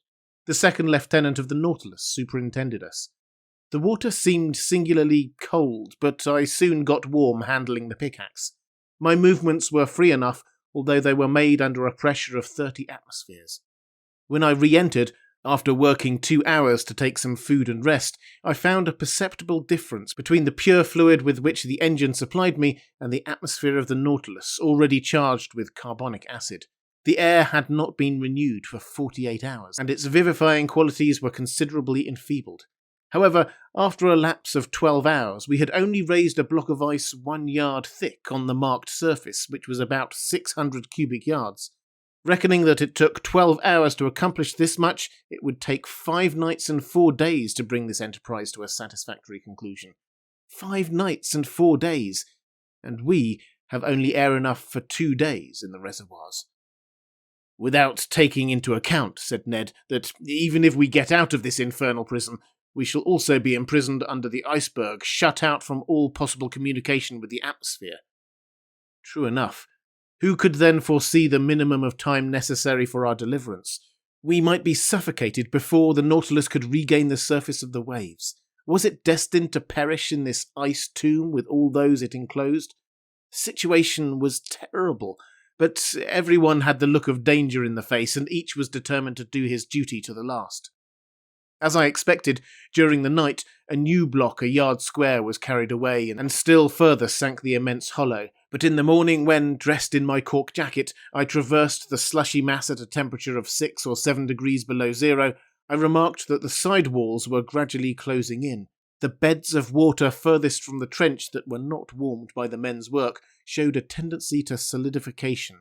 In presence of this new and imminent danger, what would become of our chances of safety, and how hinder the solidification of this liquid medium that would burst the partitions of the Nautilus like glass? I did not tell my companions of this new danger. What was the good of damping the energy they displayed in the painful work of escape? But when I went on board again, I told Captain Nemo of this grave complication. "I know it," he said, in that calm tone which could counteract the most terrible apprehensions. "It is one danger more, but I see no way of escaping it. The only chance of safety is to go quicker than solidification. We must be beforehand with it. That is all." On this day, for several hours, I used my pickaxe vigorously. The work kept me up. Besides, to work was to quit the Nautilus and breathe directly the pure air drawn from the reservoirs and supplied by our apparatus, and to quit the impoverished and vitiated atmosphere. Towards evening, the trench was dug 1 yard deeper. When I returned on board, I was nearly suffocated by the carbonic acid with which the air was filled. If we only had the chemical means to drive away this deleterious gas! We had plenty of oxygen. All this water contained a considerable quantity, and by dissolving it with our powerful piles it would restore the vivifying fluid. I had thought well over it, but of what good was that, since the carbonic acid produced by our respiration had invaded every part of the vessel? To absorb it, it was necessary to fill some jars with caustic potash and to shake them incessantly. Now, this substance was wanting on board, and nothing could replace it. On that evening, Captain Nemo ought to open the taps of his reservoirs and let some pure air into the interior of the Nautilus. Without this precaution, we could not get rid of the sense of suffocation. The next day, March the 26th, I resumed my miner's work in beginning the 5th yard. The side walls and the lower surface of the iceberg thickened visibly. It was evident that they would meet before the Nautilus was able to disengage itself. Despair seized me for a moment. My pickaxe nearly fell from my hands. What was the good of digging if I must be suffocated, crushed by the water that was turning into stone? Just then Captain Nemo passed near me. I touched his hand and showed him the walls of our prison. The wall to port had advanced to at least 4 yards from the hull of the Nautilus. The captain understood me and signed me to follow him. We went on board. I took off my cork jacket and accompanied him into the drawing-room. Monsieur Aronnax, we must attempt some desperate means, or we shall be sealed up in this solidified water as in cement. Yes, but what is to be done? If my Nautilus were strong enough to bear this pressure without being crushed. Well, I asked, not catching the captain's idea. Do you not understand, he replied, that this congelation of water will help us? Do you not see that by its solidification it would burst through this field of ice that imprisons us, as, when it freezes, it bursts the hardest stones? Do you not perceive that it would be an agent of safety instead of destruction? Yes, Captain, perhaps, but whatever resistance to crushing the Nautilus possesses, it could not support this terrible pressure, and would be flattened like an iron plate. I know it, sir. Therefore, we must not reckon on the aid of nature, but on our own exertions. We must stop this solidification. Not only will the side walls be pressed together, but there is not 10 feet of water behind or before the Nautilus. The congelation gains on us on all sides. How long will the air in the reservoirs last for us to breathe on board? The captain looked in my face. After tomorrow, they will be empty. A cold sweat came over me. However, ought I to have been astonished by the answer? On March the 22nd, the Nautilus was in the open polar seas. We were at 26 degrees. For 5 days we had lived on the reserve on board, and what was left of the respirable air must be kept for the workers. Even now, as I write, my recollection is still so vivid that an involuntary terror seizes me, and my lungs seem to be without air. Meanwhile, Captain Nemo reflected silently, and evidently an idea had struck him, but he seemed to reject it. At last these words escaped his lips. "Boiling water," he muttered. "Boiling water?" I cried. "Yes, sir. We are enclosed in a space that is relatively confined. Would not jets of boiling water, constantly injected by the pumps, raise the temperature in this part and stay the congelation?" "Let us try it," I said resolutely. "Let us try it, Professor." The thermometer then stood at 7 degrees outside. Captain Nemo took me to the galleys, where the vast distillatory machines stood that furnished the drinkable water by evaporation. They filled these with water, and all the electric heat from the piles was thrown through the worms bathed in the liquid. In a few minutes, this water reached 100 degrees. It was directed towards the pumps, while fresh water replaced it in proportion. The heat developed by the troughs was such that cold water, drawn up from the sea after only having gone through the machines, came boiling into the body of the pump. The injection was begun, and 3 hours after, the thermometer marked 6 degrees below zero outside. 1 degree was gained. 2 hours later, the thermometer only marked 4 degrees. "We shall succeed," I said to the captain, after having anxiously watched the result of the operation. "I think," he answered, "that we shall not be crushed. We have no more suffocation to fear." During the night, the temperature of the water rose to 1 degree below zero. The injections could not carry it to a higher point, but as the congelation of the seawater produces at least 2 degrees, I was at least reassured against the dangers of solidification. The next day, March the 27th, 6 yards of ice had been cleared. 12 feet only remained to be cleared away. There was yet 48 hours' work. The air could not be renewed in the interior of the Nautilus, and this day would make it worse. An intolerable weight oppressed me. Towards 3 o'clock in the evening, this feeling rose to a violent degree. Yawns dislocated my jaws. My lungs panted as they inhaled this burning fluid, which became rarefied more and more. A moral torpor took hold of me. I was powerless, almost unconscious. My brave Conseil, though exhibiting the same symptoms and suffering in the same manner, never left me. He took my hand and encouraged me, and heard him murmur, "Oh, if I could only not breathe so as to leave more air for my master."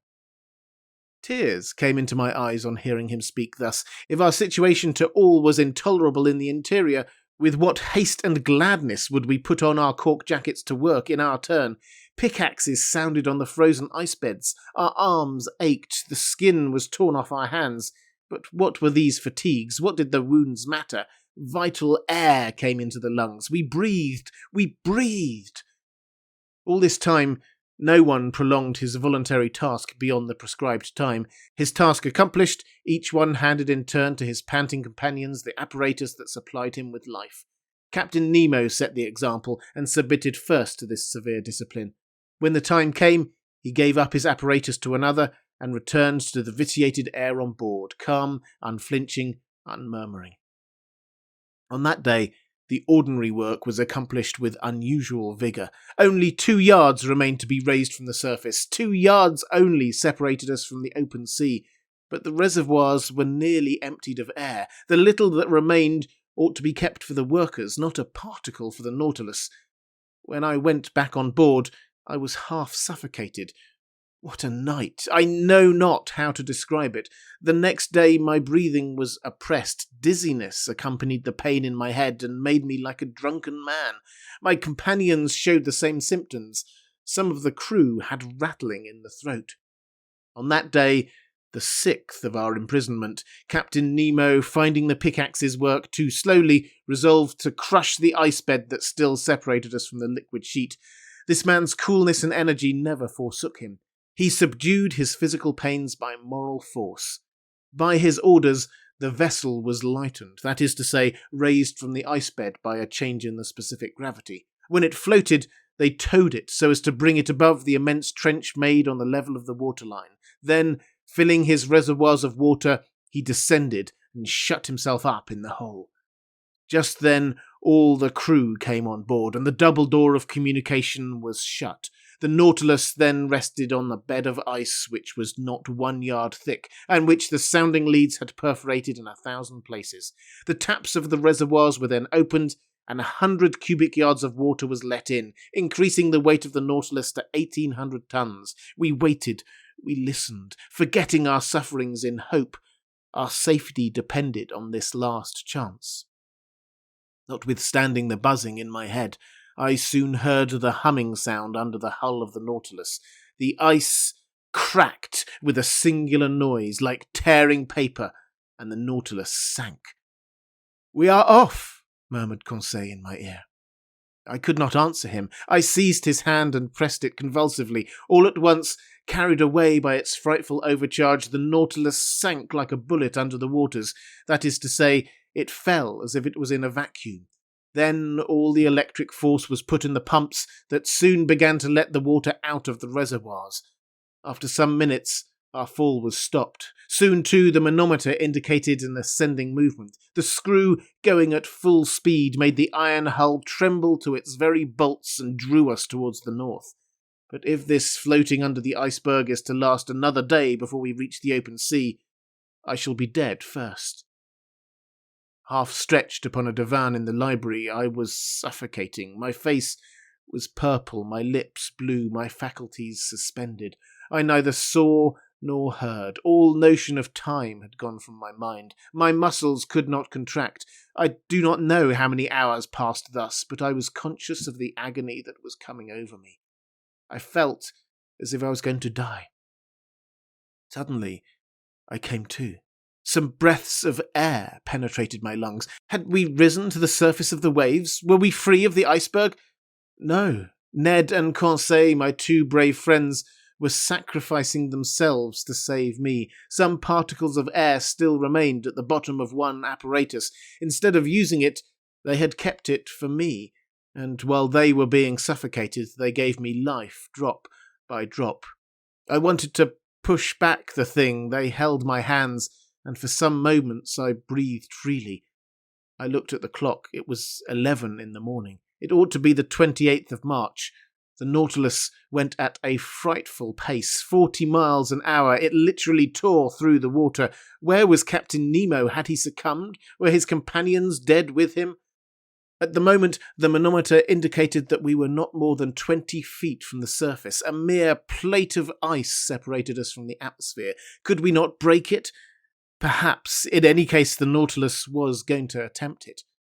I felt that it was in an oblique position, lowering the stern and raising the bows. The introduction of water had been the means of disturbing its equilibrium. Then, impelled by its powerful screw, it attacked the ice field from beneath it like a formidable battering ram. It broke it by backing and then rushing forward against the field, which gradually gave way, and at last, dashing suddenly against it, shot forwards on the ice field that crushed beneath its weight. The panel was opened, one might say torn off, and the pure air came in abundance to all parts of the Nautilus.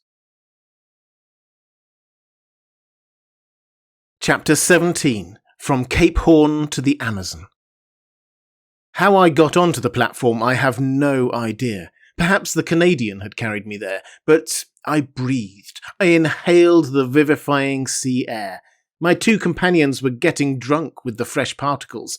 The other unhappy men had been so long without food that they could not with impunity indulge in the simplest aliments that were given them. We, on the contrary, had no end to restrain ourselves. We could draw this air freely into our lungs, and it was the breeze alone that filled us with this keen enjoyment. "Ah," said Conseil, "how delightful this oxygen is. Master need not fear to breathe it. There is enough for everybody." Ned Land did not speak, but he opened his jaws wide enough to frighten a shark. Our strength soon returned, and when I looked round me, I saw we were alone on the platform. The foreign seamen in the Nautilus were contented with the air that circulated in the interior, and none of them had come up to drink in the open air. The first words I spoke were words of gratitude and thankfulness to my two companions. Ned and Conseil had prolonged my life during the last hours of this long agony. All my gratitude could not repay such devotion. "My friends," said I, "we are bound one to the other forever, and I am under infinite obligations to you." "Which I shall take advantage of," exclaimed the Canadian. "What do you mean?" said Conseil. "I mean that I shall take you with me when I leave this infernal Nautilus." "Well," said Conseil, "after all this, are we going right?" "Yes," I replied, "for we are going the way of the sun, and here is the sun in the north." "No doubt," said Ned Land, "but it remains to be seen whether he will bring the ship into the Pacific or the Atlantic Ocean, that is, into the frequented or deserted seas." I could not answer that question, and I feared that Captain Nemo would rather take us to the vast ocean that touches the coasts of Asia and America at the same time. He would thus complete the tour around the submarine world and return to those waters in which the Nautilus could sail freely. We ought, before long, to settle this important point. The Nautilus went at a rapid pace. The polar circle was soon passed, and the course shaped for Cape Horn. We were off the American point, March 31st at 7 o'clock in the evening. Then all our past sufferings were forgotten. The remembrance of that imprisonment in the ice was effaced from our minds. We only thought of the future. Captain Nemo did not appear again, either in the drawing-room or on the platform. The point shown each day on the planisphere, and marked by the lieutenant, showed me the exact direction of the Nautilus. Now, on that evening, it was evident, to my great satisfaction, that we were going back to the north by the Atlantic. The next day, April the 1st, when the Nautilus ascended to the surface some minutes before noon, we sighted land to the west. It was Terra del Fuego, which the first navigators named thus from seeing the quantity of smoke that rose from the natives' huts. The coast seemed low to me, but in the distance rose high mountains. I even thought I had a glimpse of Mount Sarmiento, that rises 2,070 yards above the level of the sea, with a very pointed summit, which, according as it is misty or clear, is a sign of fine or of wet weather. At this moment, the peak was clearly defined against the sky. The Nautilus, diving again under the water, approached the coast, which was only some few miles off. From the glass windows in the drawing room, I saw long seaweeds, of which the open polar sea contains so many specimens, with their sharp polished filaments. They measured about 300 yards in length, real cables thicker than one's thumb, and having great tenacity, they are often used as ropes for vessels. Another weed, known as velp, with leaves 4 feet long, buried in the coral concretions, hung at the bottom. It served as nest and food for myriads of crustacea and mollusks, crabs and cuttlefish. There, seals and otters had splendid repasts, eating the flesh of fish with sea vegetables according to the English fashion. Over this fertile and luxuriant ground the Nautilus passed with great rapidity. Towards evening it approached the Falkland group, the rough summits of which I recognised the following day. The depth of the sea was moderate. On the shores our nets brought in beautiful specimens of seaweed, and particularly a certain focus, the roots of which were filled with the best mussels in the world. Geese and ducks fell by dozens on the platform, and soon took their places in the pantry on board. When the last heights of the Falklands had disappeared from the horizon, the Nautilus sank to between 20 and 25 yards and followed the American coast. Captain Nemo did not show himself. Until the 3rd of April, we did not quit the shores of Patagonia, sometimes under the ocean, sometimes on the surface. The Nautilus passed beyond the last estuary formed by the Uruguay. Its direction was northwards and followed the long windings of the coast of South America. We had then made 1,600 miles since our embarkation in the seas of Japan.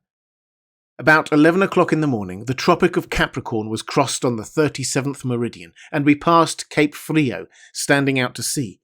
Captain Nemo, to Ned Land's great displeasure, did not like the neighbourhood of the inhabited coasts of Brazil, for we went at a giddy speed. Not a fish, not a bird of the swiftest kind could follow us, and the natural curiosities of these seas escaped all observation.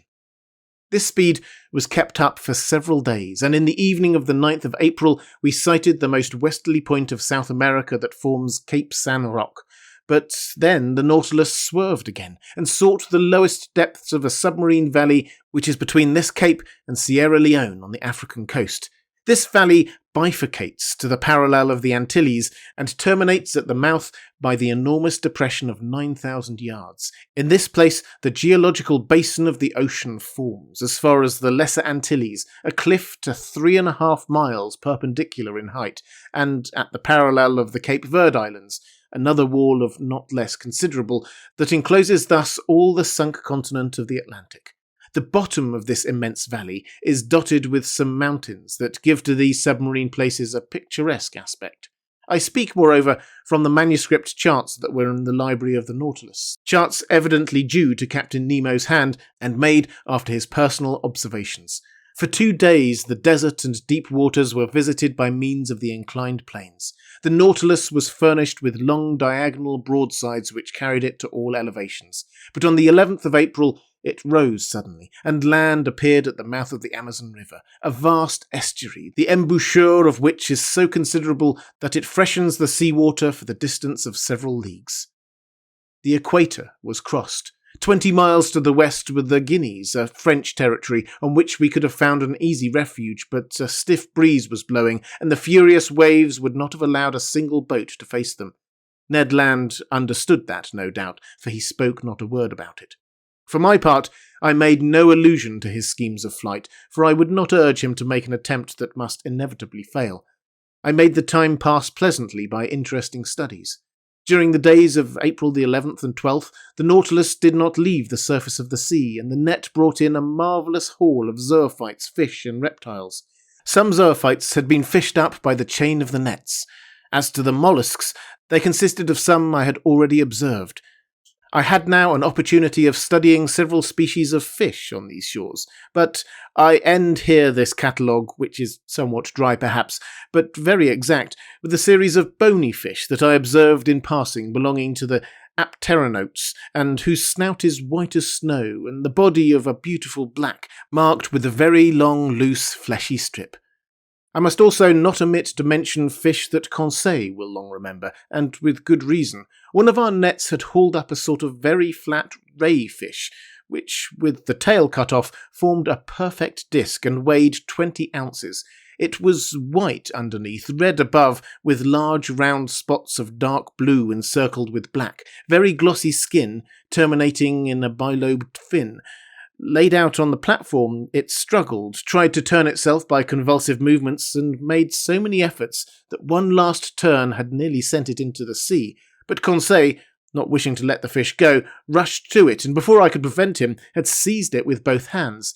In a moment, he was overthrown, his legs in the air and half his body paralysed, crying, "Oh, master! Master, help me!" It was the first time the poor boy had spoken to me so familiarly. The Canadian and I took him up and rubbed his contracted arms till he became sensible. The unfortunate Conseil had attacked a crampfish of the most dangerous kind. This odd animal, in a medium conductor like water, strikes fish at several yards' distance, so great is the power of its electric organ, the two principal surfaces of which do not measure less than 27 feet square.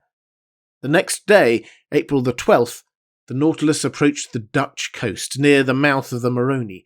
There, several groups of sea cows herded together. They were manatees that, like the dugong and the stellera, belong to the Skenian order. These beautiful animals, peaceable and inoffensive, from 18 to 21 feet in length, weighed at least 1,600 hundredweight. I told Ned Land and Conseil that provident nature had assigned an important role to these mammalia. Indeed, they, like the seals, are designed to graze on the submarine prairies, and thus destroy the accumulation of weed that obstructs the tropical rivers. "And do you know," I added, "what has been the result since men have almost entirely annihilated this useful race? That the putrefied weeds have poisoned the air, and the poisoned air causes the yellow fever that desolates these beautiful countries. Enormous vegetations are multiplied under the torrid seas, and the evil is irresistibly developed from the mouth of the Rio de la Plata to Florida. If we are to believe Toussaint, this plague is nothing to what it would be if the seas were cleaned of whales and seals. Then, infested with pulps, medusae, and cuttlefish, they would become immense centres of infection, since their waves would not possess these vast stomachs that God had charged to infest the surface of the seas." Chapter 18. The Pulps. For several days the Nautilus kept off the American coast. Evidently it did not wish to risk the tides of the Gulf of Mexico or of the Sea of the Antilles. April the 16th, we sighted Martinique and Guadeloupe from a distance of about 30 miles. I saw their tall peaks for an instant. The Canadian, who counted on carrying out his project in the Gulf, by either landing or hailing one of the numerous boats that coast from one island to another, was quite disheartened. Flight would have been quite practicable if Ned Land had been able to take possession of the boat without the captain's knowledge, but in the open sea it could not be thought of. The Canadian, Conseil, and I had a long conversation on this subject. For 6 months we had been prisoners on board the Nautilus. We had travelled 17,000 leagues, and, as Ned Land said, there was no reason why it should come to an end. We could hope nothing from the captain of the Nautilus, but only from ourselves. Besides, for some time past, he had become graver, more retired, less sociable. He seemed to shun me. I met him rarely. Formerly he was pleased to explain the submarine marvels to me. Now he left me to my studies and came no more to the saloon. What change had come over him? For what cause? For my part, I did not wish to bury with me my curious and novel studies. I had now the power to write the true book of the sea, and this book, sooner or later, I wished to see daylight. The land nearest us was the archipelago of the Bahamas. There rose high submarine cliffs covered with large weeds. It was about 11 o'clock when Ned Land drew my attention to a formidable pricking, like the sting of an ant, which was produced by means of large seaweeds. "Well," I said, "there are proper caverns for pulps, and I should not be astonished to see some of these monsters." "What?" said Conseil. "Cuttlefish, real cuttlefish, of the cephalopod class?" "No," I said, "pulps of huge dimensions." "I will never believe that such animals exist," said Ned. "Well," said Conseil with the most serious air in the world, "I remember perfectly to have seen a large vessel drawn under the waves by an octopus's arm." "You saw that?" said the Canadian. "Yes, Ned." "With your own eyes?" "With my own eyes." Where, pray, might that be? At St. Malo, answered Conseil. In the port? Said Ned, ironically. No, in a church, replied Conseil. In a church? Cried the Canadian. Yes, friend Ned, in a picture representing the pulp in question.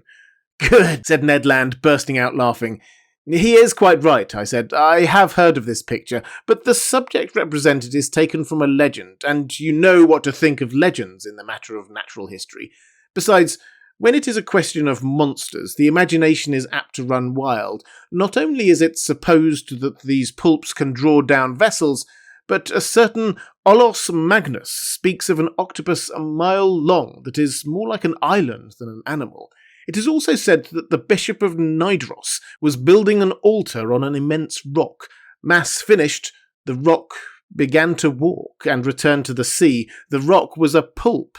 Another bishop, Pontoppidan, speaks also of a pulp on which a regiment of cavalry could manoeuvre. Lastly, the ancient naturalists speak of monsters whose mouths were like gulfs and which were too large to pass through the Straits of Gibraltar. But how much is true of these stories? Asked Conseil. Nothing, my friends, at least of that which passes the limit of truth to get to fable or legend. Nevertheless, there must be some ground for the imagination of the storytellers. One cannot deny that pulps and cuttlefish exist of a large species, inferior, however, to the cetaceans. Aristotle has stated the dimensions of a cuttlefish as 5 cubits, or 9 feet 2 inches. Our fishermen frequently see some that are more than 4 feet long. Some skeletons of pulps are preserved in the museums of Trieste and Montpellier that measure 2 yards in length.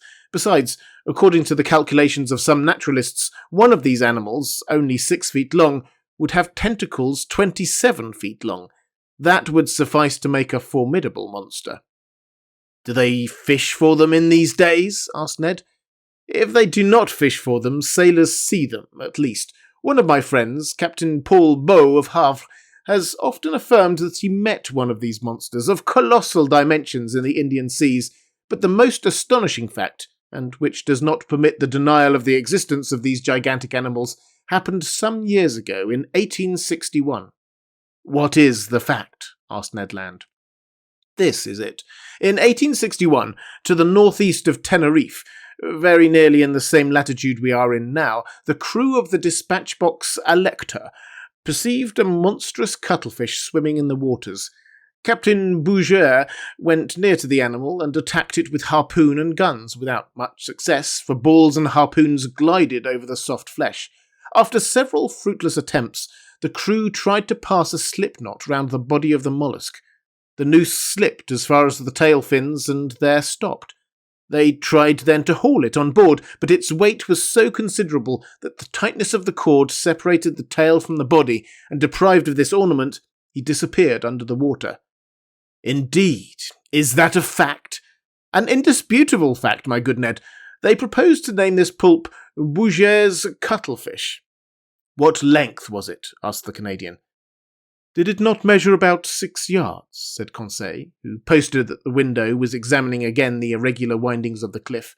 Precisely, I replied. Its head, rejoined Conseil, was it not crowned with 8 tentacles that beat the water like a nest of serpents? Precisely. Had not its eyes, placed at the back of its head, considerable development? Yes, Conseil. And was not its mouth like a parrot's beak? Exactly, Conseil. Very well, no offence to master, he replied quietly. If this is not Bouger's cuttlefish, it is at least one of its brothers. I looked at Conseil. Ned Land hurried to the window. What a horrible beast, he cried. I looked in my turn, and could not repress a gesture of disgust. Before my eyes was a horrible monster worthy to figure in the legends of the marvellous. It was an immense cuttlefish, being 8 yards long. It swam crossways in the direction of the Nautilus with great speed, watching us with its enormous staring green eyes. Its 8 arms, or rather feet, fixed to its head, that have given the name of cephalopods to these animals, were twice as long as its body and were twisted like the Fury's hair. One could see the 250 air holes on the inner side of the tentacles. The monster's mouth, a horned beak like a parrot's, opened and shut vertically, its tongue, a horned substance, furnished with several rows of pointed teeth, came out quivering from this veritable pair of shears. What a freak of nature! A bird's beak on a mollusk! Its spindle-like body formed a fleshy mass that might weigh 4,000 to 5,000 pounds, the varying colour changing with great rapidity, according to the irritation of the animal, passed successfully from livid grey to reddish-brown. What irritated this mollusk? No doubt the presence of the Nautilus, more formidable than itself, and on which its suckers or its jaws had no hold. Yet what monsters these pulps are, what vitality the Creator has given them, what vigour in their movements. And they possess 3 hearts. Chance has brought us in presence of this cuttlefish, and I did not wish to lose the opportunity of carefully studying this specimen of cephalopods. I overcame the horror that inspired me, and taking a pencil began to draw it. "Perhaps this is the same which the Elector saw," said Conseil. "No," replied the Canadian, "for this is whole, and the other had lost its tail." "That is no reason," I replied. "The arms and tails of these animals are reformed by renewal, and in 7 years the tail of Bouguer's cuttlefish has no doubt had time to grow." By this time, other pulps appeared at the port light. I counted 7. They formed a procession after the Nautilus, and I heard their beaks gnashing against the iron hull. I continued my work. These monsters kept in the water with such precision that they seemed immovable. Suddenly, the Nautilus stopped. A shock made it tremble in every plate. "Have we struck something?" I asked. "In any case," replied the Canadian, "we shall be free, for we are floating." The Nautilus was floating, no doubt, but it did not move. A minute passed. Captain Nemo, followed by his lieutenant, entered the drawing-room. I had not seen him for some time. He seemed dull. Without noticing or speaking to us, he went to the panel, looked at the pulps, and said something to his lieutenant. The latter went out. Soon the panels were shut. The ceiling was lighted. I went towards the captain. "A curious collection of pulps?" I said. "Yes, indeed, Mr. Naturalist," he replied, "and we are going to fight them, man to beast." I looked at him. I thought I had not heard aright. "Man to beast?" I replied. "Yes, sir. The screw is stopped. I think that the horny jaws of one of the cuttlefish is entangled in the blades. That is what prevents our moving." "What are you going to do?" "Rise to the surface and slaughter this vermin." "A difficult enterprise." "Yes, indeed. The electric bullets are powerless against the soft flesh, where they do not find resistance enough to go off, but we shall attack them with the hatchet." "And the harpoon, sir," said the Canadian, "if you do not refuse my help." "I will accept it, Masterland." "We will follow you," I said, and following Captain Nemo we went towards the central staircase. There about 10 men with boarding hatchets were ready for the attack. Conseil and I took 2 hatchets, Ned Land seized a harpoon. The Nautilus had then risen to the surface. One of the sailors, posted on the top ladder step, unscrewed the bolts of the panels, but hardly were the screws loosed when the panel rose with great violence, evidently drawn by the suckers of a pulp's arm. Immediately, one of these arms slid like a serpent down the opening, and 20 others were above. With one blow of the axe, Captain Nemo cut this formidable tentacle that slid wriggling down the ladder. Just as we were pressing one on the other to reach the platform, 2 other arms, lashing the air, came down on the seaman placed before Captain Nemo and lifted him with irresistible power. Captain Nemo uttered a cry and rushed out. We hurried after him. What a scene! The unhappy man, seized by the tentacle and fixed to the suckers, was balanced in the air at the caprice of this enormous trunk. He rattled in his throat. He was stifled. He cried, "Help! Help!" These words, spoken in French, startled me. I had a fellow countryman on board, perhaps several. That heart-rending cry, I shall hear it to the end of my life. The unfortunate man was lost. Who could rescue him from that powerful pressure? However, Captain Nemo had rushed to the pulp, and with one blow of the axe had cut through one arm. His lieutenant struggled furiously against other monsters that crept on the flanks of the Nautilus. The crew fought with their axes. The Canadian, Conseil, and I buried our weapons in the fleshy masses. A strong smell of musk penetrated the atmosphere. It was horrible. For one instant, I thought the unhappy man entangled with the pulp would be torn from its powerful suction. 7 of the 8 arms had been cut off. Only one wriggled in the air, brandishing the victim like a feather. But just as Captain Nemo and his lieutenant threw themselves on it, the animal ejected a stream of black liquid. We were blinded by it. When the cloud dispersed, the cuttlefish had disappeared, and my unfortunate countryman with it. 10 or 12 pulps now invaded the platform and the sides of the Nautilus. We rolled pell-mell into the midst of this nest of serpents that wriggled on the platform in the waves of blood and ink. It seemed as though these slimy tentacles sprang up like the Hydra's heads. Ned Land's harpoon at each stroke was plunged into the staring eyes of the cuttlefish, but my bold companion was suddenly overturned by the tentacles of a monster he had not been able to avoid. Ah, how my heart beat with emotion and horror! The formidable beak of a cuttlefish was open over Ned Land. The unhappy man would be cut in two. I rushed to his succour, but Captain Nemo was before me. His axe disappeared between the 2 enormous jaws, and miraculously saved, the Canadian, rising, plunged his harpoon deep into the triple heart of the pulp. "I owed myself this revenge," said the captain to the Canadian. Ned bowed without replying. The combat had lasted a quarter of an hour. The monsters, vanquished and mutilated, left us at last, and disappeared under the waves. Captain Nemo, covered with blood, nearly exhausted, gazed upon the sea that had swallowed up one of his companions, and great tears gathered in his eyes. Chapter 19. The Gulf Stream. This terrible scene of the 20th of April none of us can ever forget. I have written it under the influence of violent emotion. Since then I have revised the recital. I have read it to Conseil and to the Canadian. They found it exact as to facts, but insufficient as to effect. To paint such pictures, one must have the pen of the most illustrious of our poets, the author of The Toilers of the Deep.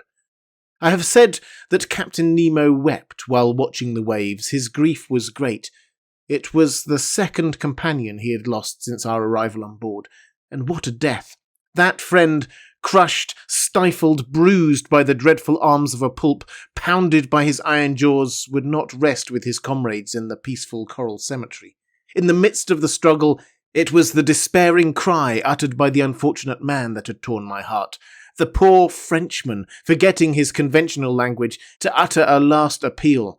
Amongst the crew of the Nautilus, associated with the body and soul of the captain, recoiling like him from all contact with men, I had a fellow countryman.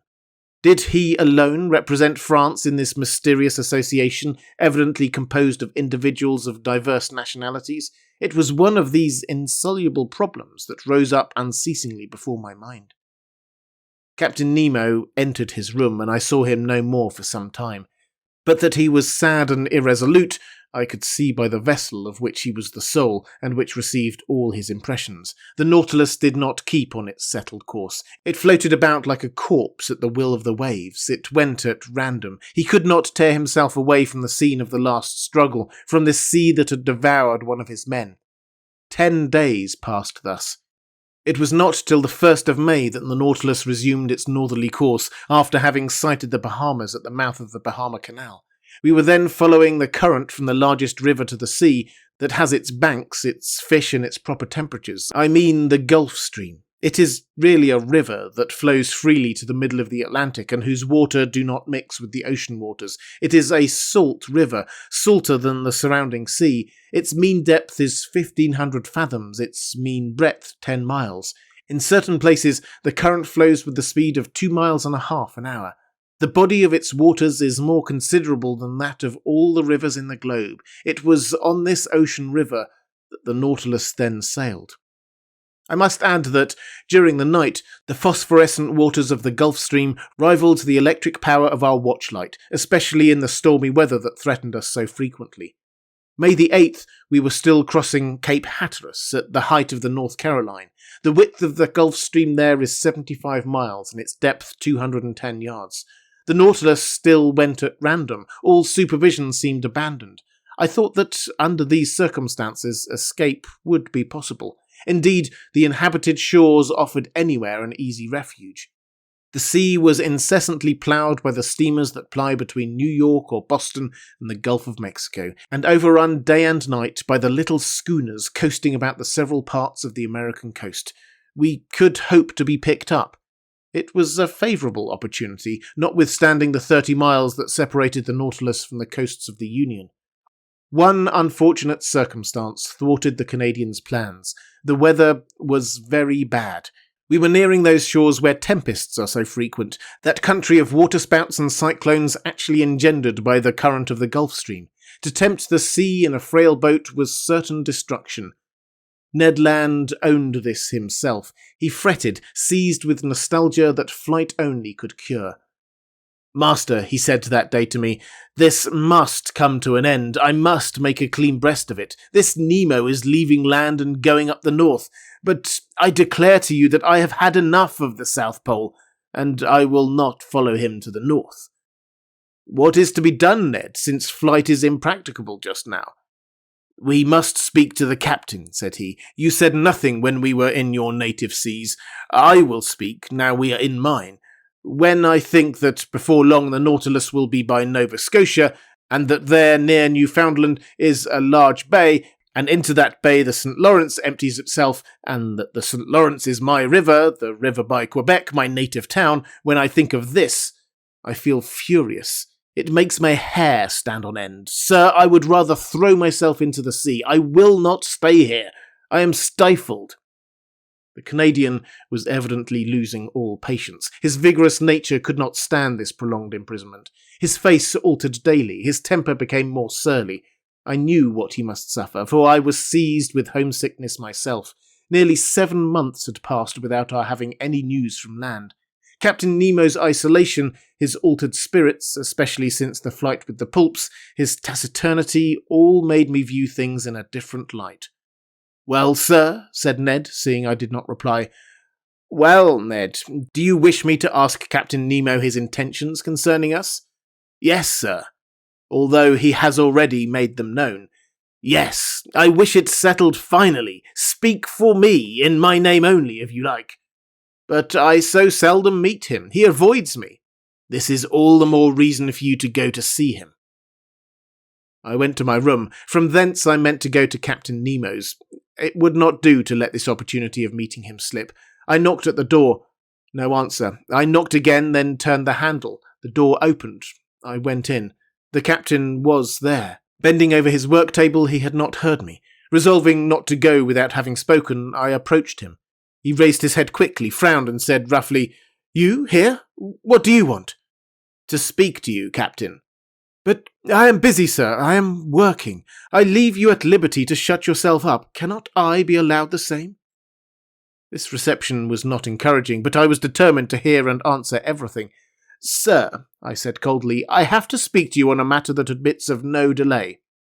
"What is that, sir?" he replied ironically. "Have you discovered something that has escaped me? Or has the sea delivered up any new secrets?"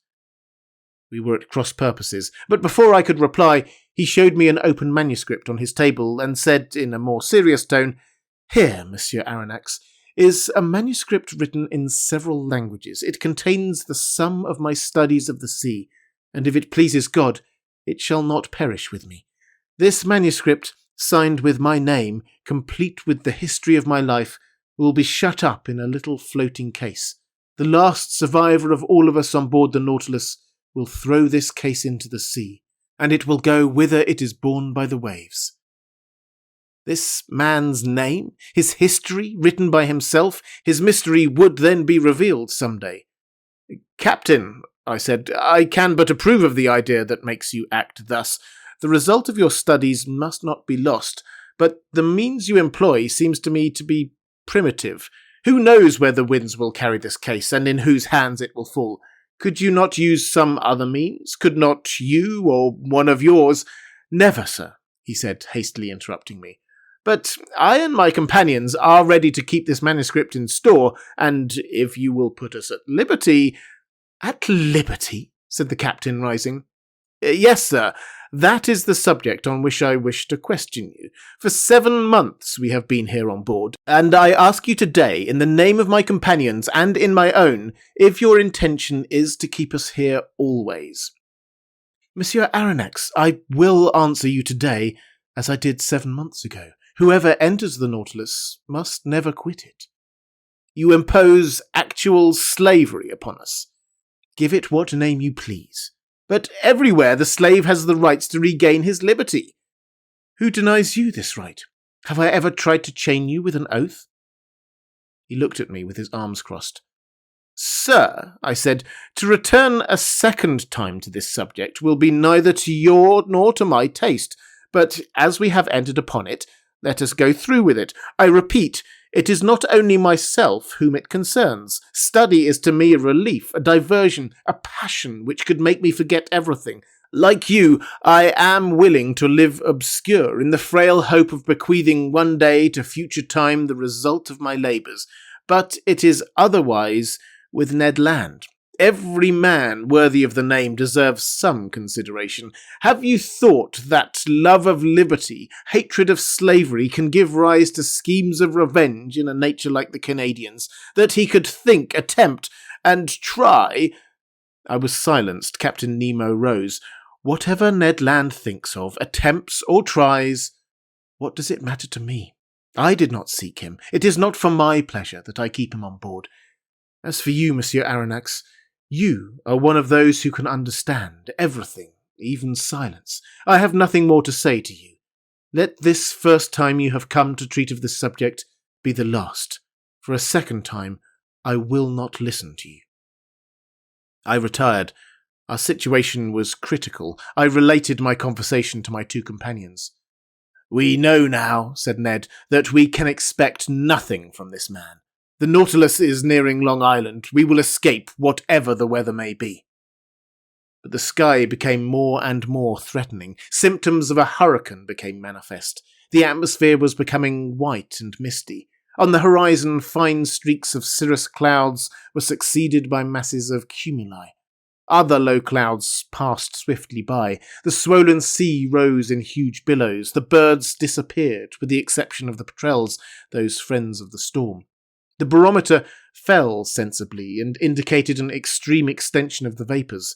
The mixture of the storm glass was decomposed under the influence of the electricity that pervaded the atmosphere. The tempest burst on the 18th of May, just as the Nautilus was floating off Long Island, some miles from the port of New York. I can describe this strife of the elements, for instead of fleeing to the depths of the sea, Captain Nemo, by an unaccountable caprice, would brave it at the surface. The wind blew from the southwest at first. Captain Nemo, during the squalls, had taken his place on the platform. He had made himself fast to prevent being washed overboard by the monstrous waves. I had hoisted myself up and made myself fast also, dividing my admiration between the tempest and this extraordinary man who was coping with it. The raging sea was swept by huge cloud drifts, which were actually saturated with the waves. The Nautilus, sometimes lying on its side, sometimes standing up like a mast, rolled and pitched terribly. About 5 o'clock, a torrent of rain fell that lulled neither sea nor wind. The hurricane blew nearly 40 leagues an hour. It is under these conditions that it overturns houses, breaks iron gates, displaces 24-pounders.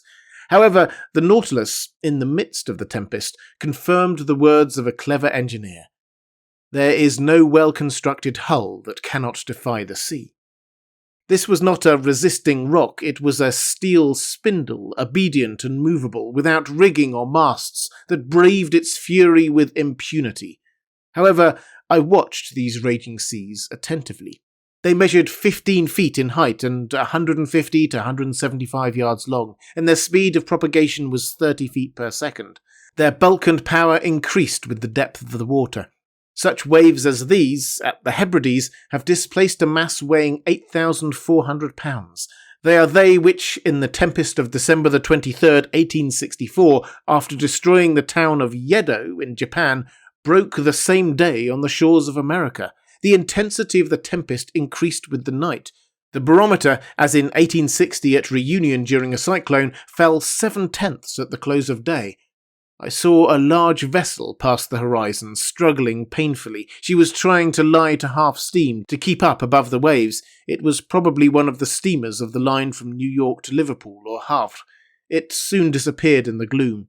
At 10 o'clock in the evening, the sky was on fire. The atmosphere was streaked with vivid lightning. I could not bear the brightness of it, while the captain, looking at it, seemed to envy the spirit of the tempest. A terrible noise filled the air, a complex noise, made up of the howls of the crushed waves, the roaring of the wind, and the claps of thunder. The wind veered suddenly to all points of the horizon, and the cyclone, rising in the east, returned after passing by the north, west, and south, in the inverse course pursued by the circular storm of the southern hemisphere. Ah, that Gulf Stream! It deserves its name of the king of tempests. It is that which causes those formidable cyclones, by the difference of temperature between its air and its currents. A shower of fire had succeeded the rain. The drops of water were changed to sharp spikes. One would have thought that Captain Nemo was courting a death worthy of himself, a death by lightning. As the Nautilus, pitching dreadfully, raised its steel spur in the air, it seemed to act as a conductor, and I saw long sparks burst from it. Crushed and without strength, I crawled to the panel, opened it, and descended to the saloon. The storm was then at its height.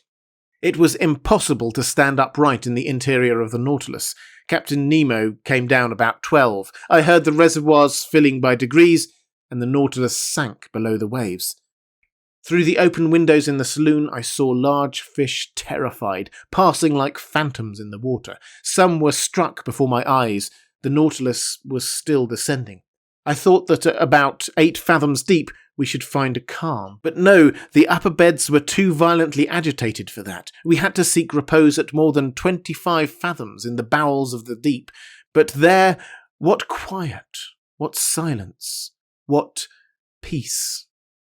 Who could have told that such a hurricane had been let loose on the surface of that ocean?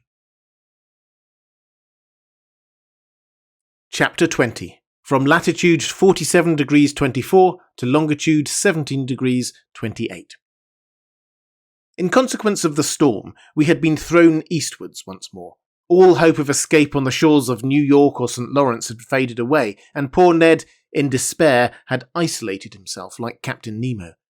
Conseil and I, however, never left each other. I said that the Nautilus had gone aside to the east. I should have said, to be more exact, the northeast. For some days it wandered first on the surface and then beneath it, amid those fogs so dreaded by sailors. What accidents are due to these thick fogs? What shocks upon these reefs when the wind drowns the breaking of the waves? What collisions between vessels, in spite of their warning lights, whistles, and alarm bells? And the bottoms of these seas look like a field of battle, where still lie all the conquered of the ocean, some old and already encrusted, others fresh and reflecting from their iron bands and copper plates the brilliancy of our lantern. On the 15th of May, we were at the extreme south of the bank of Newfoundland. This bank consists of alluvia, or large heaps of organic matter, brought either from the equator by the Gulf Stream or from the North Pole by the countercurrent of cold water which skirts the American coast. There also are heaped up by those erratic blocks which are carried along by the broken ice, and close by a vast charnel house of mollusks which perish here by millions. The depth of the sea is not so great at Newfoundland, not more than some hundreds of fathoms, but towards the south is a depression of 1,500 fathoms. There the Gulf Stream widens. It loses some of its speed and some of its temperature, but it becomes a sea. It was on the 17th of May, about 500 miles from Heart's Content, at a depth of more than 1,400 fathoms, that I saw the electric cable lying on the bottom. Conseil, to whom I had not mentioned it, thought at first that it was a gigantic sea serpent, but I undeceived the worthy fellow, and by way of consolation related several particulars in the laying of this cable. The first one was laid in the years 1857 and 1858, but after transmitting about 400 telegrams, would not act any longer. In 1863, the engineers constructed another one, measuring 2,000 miles in length and weighing 4,500 tons, which was embarked on the Great Eastern. This attempt also failed. On the 25th of May, the Nautilus, being at a depth of more than 1,918 fathoms, was on the precise point where the rupture occurred which ruined the Enterprise. It was within 638 miles of the coast of Ireland, and at 2:30 in the afternoon, they discovered that communications with Europe had ceased. The electricians on board resolved to cut the cable before fishing it up, and at 11 o'clock at night, they had recovered the damaged part. They made another point and spliced it, and it was once more submerged, but some days after it broke again, and in the depths of the ocean could not be recaptured. The Americans, however, were not discouraged. Cyrus Field, the bold promoter of the enterprise, as he had sunk all his small fortune, set a new subscription on foot, which was at once answered, and another cable was constructed on better principles. The bundles of conducting wires were each enveloped in gutta percha and protected by a wadding of hemp contained in a metallic covering. The Great Eastern sailed on the 13th of July, 1866. The operation worked well, but one incident occurred. Several times in unrolling the cable, they observed that nails had recently been forced into it, evidently with the motive of destroying it. Captain Anderson, the officers and engineers consulted together and had it posted up that if the offender was surprised on board, he would be thrown without further trial into the sea. From that time, the criminal attempt was never repeated. On the 23rd of July, the Great Eastern was not more than 500 miles from Newfoundland, when they telegraphed from Ireland the news of the armistice conducted between Prussia and Austria after Sadowa. On the 27th, in the midst of heavy fogs, they reached the port of Heart's Content. The enterprise was successfully terminated, and for its first dispatch, young America addressed old Europe in these words of wisdom so rarely understood: "Glory to God in the highest, and on earth peace, goodwill towards men." I did not expect to find the electric cable in its primitive state, such as it was on leaving the manufactory. The long serpent, covered with the remains of shells, was encrusted with a strong coating which served as a protection against all boring mollusks. It lay quietly sheltered from the motions of the sea, and under a favourable pressure for the transmission of the electric spark which passes from Europe to America in 0.32 of a second. Doubtless this cable will last for a great length of time, for they find that the gutta percha covering is improved by the seawater. Besides, on this level, so well chosen, the cable is never so deeply submerged as to cause it to break. The Nautilus followed it to the lowest depth, which was more than 2,212 fathoms, and there it lay without any anchorage. And then we reached the spot where the accident had taken place in 1863. The bottom of the ocean then formed a valley about 100 miles broad, in which Mont Blanc might have been placed without its summit appearing above the waves. This valley is closed at the east by a perpendicular wall more than 2,000 yards high. We arrived there on the 28th of May, and the Nautilus was then not more than 120 miles from Ireland. Was Captain Nemo going to land on the British Isles? No. To my great surprise, he made for the south, once more coming back towards European seas. In rounding the Emerald Isle, for one instant, I caught sight of Cape Clear and the light which guides the thousands of vessels leaving Glasgow or Liverpool. An important question then arose in my mind. Did the Nautilus dare entangle itself in the Manche? Ned Land, who had reappeared since we had been nearing land, did not cease to question me. How could I answer? Captain Nemo remained invisible. After having shown the Canadian a glimpse of the American shores, was he going to show me the coast of France? But the Nautilus was still going southwards. On the 30th of May, it passed in sight of Land's End, between the extreme point of England and the Scilly Isles, which were left to starboard. If we wished to enter the Manche, he must go straight to the east. He did not do so. During the whole of the 31st of May, the Nautilus described a series of circles in the water which greatly interested me. It seemed to be seeking a spot it had some trouble in finding. At noon, Captain Nemo himself came to work the ship's log. He spoke no word to me, but seemed gloomier than ever. What could sadden him thus? Was it his proximity to European shores? Had he some recollections of his abandoned country? If not, what did he feel? Remorse or regret? For a long while this thought haunted my mind, and I had a kind of presentiment that before long chance would betray the captain's secrets. The next day, the 1st of June, The Nautilus continued the same process. It was evidently seeking some particular spot in the ocean. Captain Nemo took the sun's altitude as he had done the day before. The sea was beautiful, the sky clear. About 8 miles to the east, a large steam vessel could be discerned on the horizon. No flag fluttered from its mast, and I could not discover its nationality. Some minutes before the sun passed the meridian, Captain Nemo took his sextant and watched with great attention. The perfect rest of the water greatly helped the operation. The Nautilus was motionless. It neither rolled nor pitched. I was on the platform when the altitude was taken, and the captain pronounced these words: "It is here." He turned and went below. Had he seen the vessel, which was changing its course and seemed to be nearing us? I could not tell. I returned to the saloon. The panels closed. I heard the hissing of the water in the reservoirs. The Nautilus began to sink, following a vertical line, for its screw communicated no motion to it. Some minutes later, it stopped at a depth of more than 420 fathoms, resting on the ground. The luminous ceiling was darkened, then the panels were opened, and through the glass I saw the sea, brilliantly illuminated by the rays of our lantern for at least half a mile around us. I looked to the port side and saw nothing but an immensity of quiet waters, but to starboard, on the bottom, appeared a large protuberance, which at once attracted my attention. One would have thought it a ruin, buried under a coating of white shells, much resembling a covering of snow. Upon examining the mass attentively, I could recognize the ever-thickening form of a vessel bare of its masts, which must have sunk.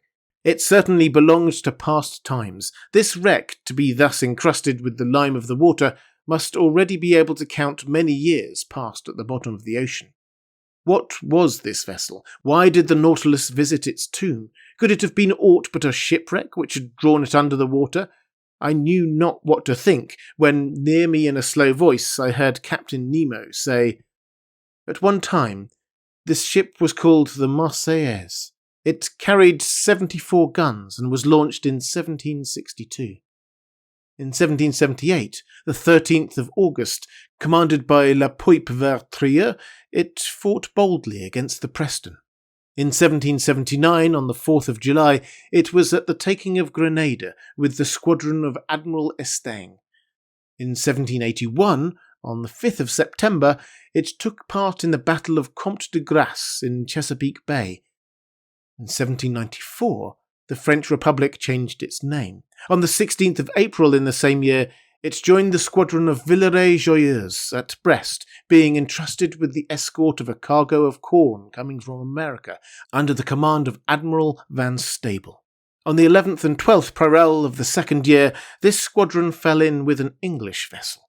Sir, today is the 13th parallel. On the 1st of June, 1868, it is now 74 years ago, day for day, on this very spot, in latitude 47 degrees 24, longitude 17 degrees 28, that this vessel, after fighting heroically, losing its 3 masts with the water in its hold and the third of its crew disabled, preferred sinking with its 356 sailors to surrendering, and nailing its colours to the poop, disappeared under the waves to the cry of "Long live the Republic." "The Avenger!" I exclaimed. "Yes, sir, the Avenger. A good name," muttered Captain Nemo, crossing his arms. Chapter 21. A Hecatomb. The way of describing this unlooked-for scene, the history of the Patriot ship told at first so coldly, and the emotion with which this strange man pronounced the last words, the name of the Avenger, the significance of which could not escape me, all impressed itself deeply on my mind. My eyes did not leave the captain, who, with his hand stretched out to sea, was watching with a glowing eye the glorious wreck. Perhaps I was never to know who he was, from whence he came, or where he was going to, but I saw the man move, and apart from the savant. It was no common misanthropy which had shut Captain Nemo and his companions within the Nautilus, but a hatred, either monstrous or sublime, which time could never weaken. Did this hatred still seek for vengeance? The future would soon teach me that, but the Nautilus was rising slowly to the surface of the sea, and the form of the Avenger disappeared by degrees from my sight. Soon a slight rolling told me that we were in open air. At that moment a dull boom was heard. I looked at the captain. He did not move. "Captain?" said I. He did not answer. I left him and mounted the platform. Conseil and the Canadian were already there. "Where did that sound come from?" I asked. "It was a gunshot," replied Ned Land. I looked in the direction of the vessel I had already seen. It was nearing the Nautilus, and we could see that it was putting on steam. It was within 6 miles of us.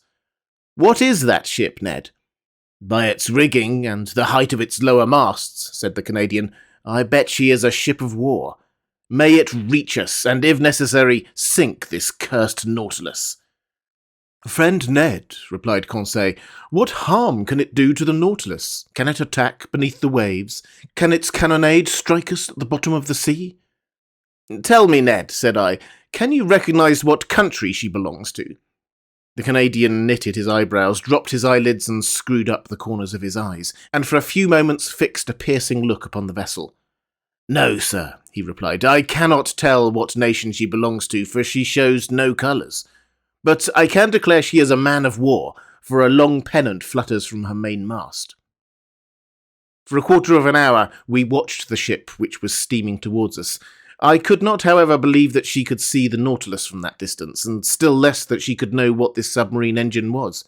Soon the Canadian informed me that she was a large, armoured 2-decker ram. A thick black smoke was pouring from her 2 funnels. Her closely furled sails were stopped to her yards. She hoisted no flag at her mizzen-peak. The distance prevented us from distinguishing the colours of her pennant, which floated like a thin ribbon. She advanced rapidly. If Captain Nemo allowed her to approach, there was a chance of salvation for us. "Sir," said Ned Land, "if that vessel passes within a mile of us, I shall throw myself into the sea, and I should advise you to do the same." I did not reply to the Canadian's suggestion, but continued watching the ship. Whether English, French, American, or Russian, she would be sure to take us in if we could only reach her. Presently a white smoke burst from the forepart of the vessel. Some seconds after, the water, agitated by the fall of a heavy body, splashed the stern of the Nautilus, and shortly afterwards a loud explosion struck my ear. "What? They are firing at us!" I exclaimed. "So please you, sir," said Ned, "they have recognized the unicorn, and they are firing at us." "But," I exclaimed, "surely they can see that there are men in the case." "It is perhaps because of that," replied Ned Land, looking at me. A whole flood of light burst upon my mind.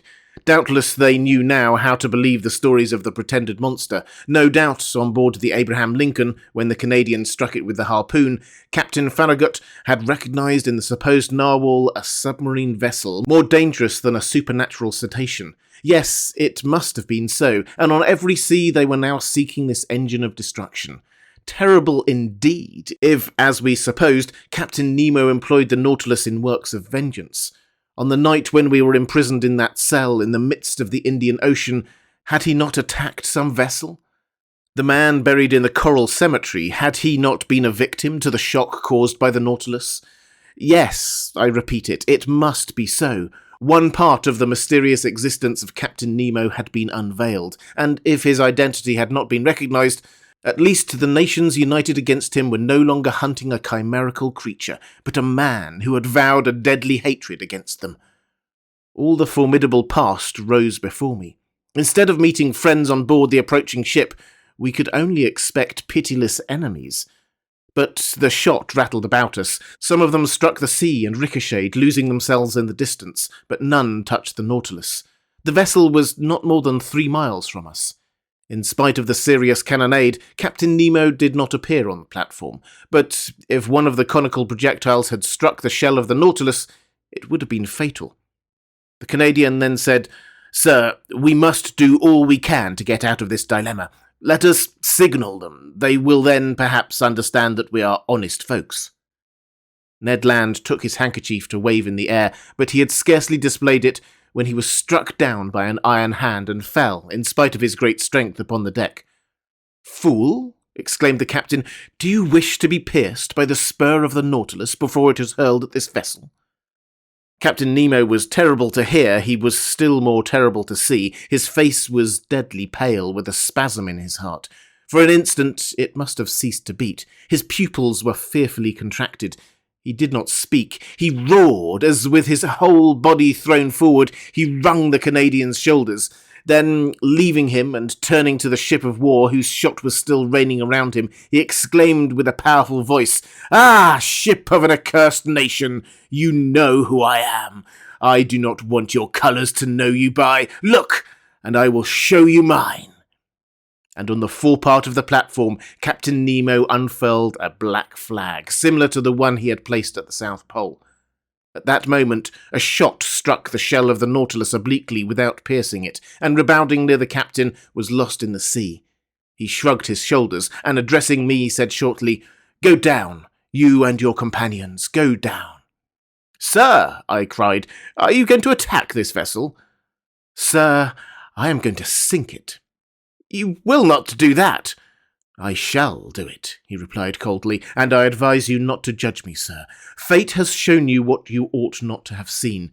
The attack has begun. Go down." "What is this vessel?" "You do not know? Very well. So much the better. Its nationality to you, at least, will be a secret. Go down." We could but obey. About 15 of the sailors surrounded the captain, looking with implacable hatred at the vessel nearing them. One could feel that the same desire of vengeance animated every soul. I went down at the moment another projectile struck the Nautilus, and I heard the captain exclaim, "Strike, mad vessel! Shower your useless shot, and then you will not escape the spur of the Nautilus. But it is not here that you shall perish. I would not have your ruins mingle with those of the Avenger." I reached my room. The captain and his second had remained on the platform. The screw was set in motion, and the Nautilus, moving with speed, was soon beyond the reach of the ship's guns. But the pursuit continued, and Captain Nemo contented himself with keeping his distance. About 4 in the afternoon, being no longer able to contain my impatience, I went to the central staircase. The panel was open, and I ventured onto the platform. The captain was still walking up and down with an agitated step. He was looking at the ship, which was 5 or 6 miles to leeward. He was going round it like a wild beast, and drawing it eastward. He allowed them to pursue, but he did not attack. Perhaps he still hesitated. I wished to mediate once more, but I had scarcely spoken when Captain Nemo imposed silence, saying, "I am the law, and I am the judge. I am the oppressed, and there is the oppressor. Through him I have lost all that I loved, cherished, and venerated. Country, wife, children, father and mother, I saw all perish. All that I hate is there. Say no more." I cast a last look at the man-of-war, which was putting on steam, and rejoined Ned and Conseil. "We will fly," I exclaimed. "Good," said Ned. "What is this vessel?" "I do not know, but whatever it is, it will be sunk before night. In any case, it is better to perish with it than be made accomplices in a retaliation the justice of which we cannot judge." "That is my opinion too," said Ned Land coolly. "Let us wait for tonight." Night arrived. Deep silence reigned on board. The compass showed that the Nautilus had not altered its course. It was on the surface, rolling slightly. My companions and I resolved to fly when the vessel should be near enough either to hear us or to see us, for the moon, which would be full in 2 or 3 days, shone brightly. Once on board the ship, if we could not prevent the blow which threatened it, we could, at least we would, do all that circumstances would allow.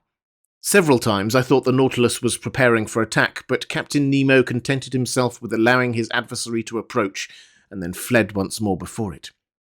Part of the night passed without any incident. We watched the opportunity for action. We spoke little, for we were too much moved. Ned Land would have thrown himself into the sea, but I forced him to wait. According to my idea, the Nautilus would attack the ship at her waterline, and then it would not only be possible, but easy to fly. At 3 in the morning, full of uneasiness, I mounted the platform. Captain Nemo had not left it. He was standing at the forepart near his flag, which a slight breeze displayed above his head. He did not take his eyes from the vessel. The intensity of his look seemed to attract and fascinate and draw it onward more surely than if he had been towing it.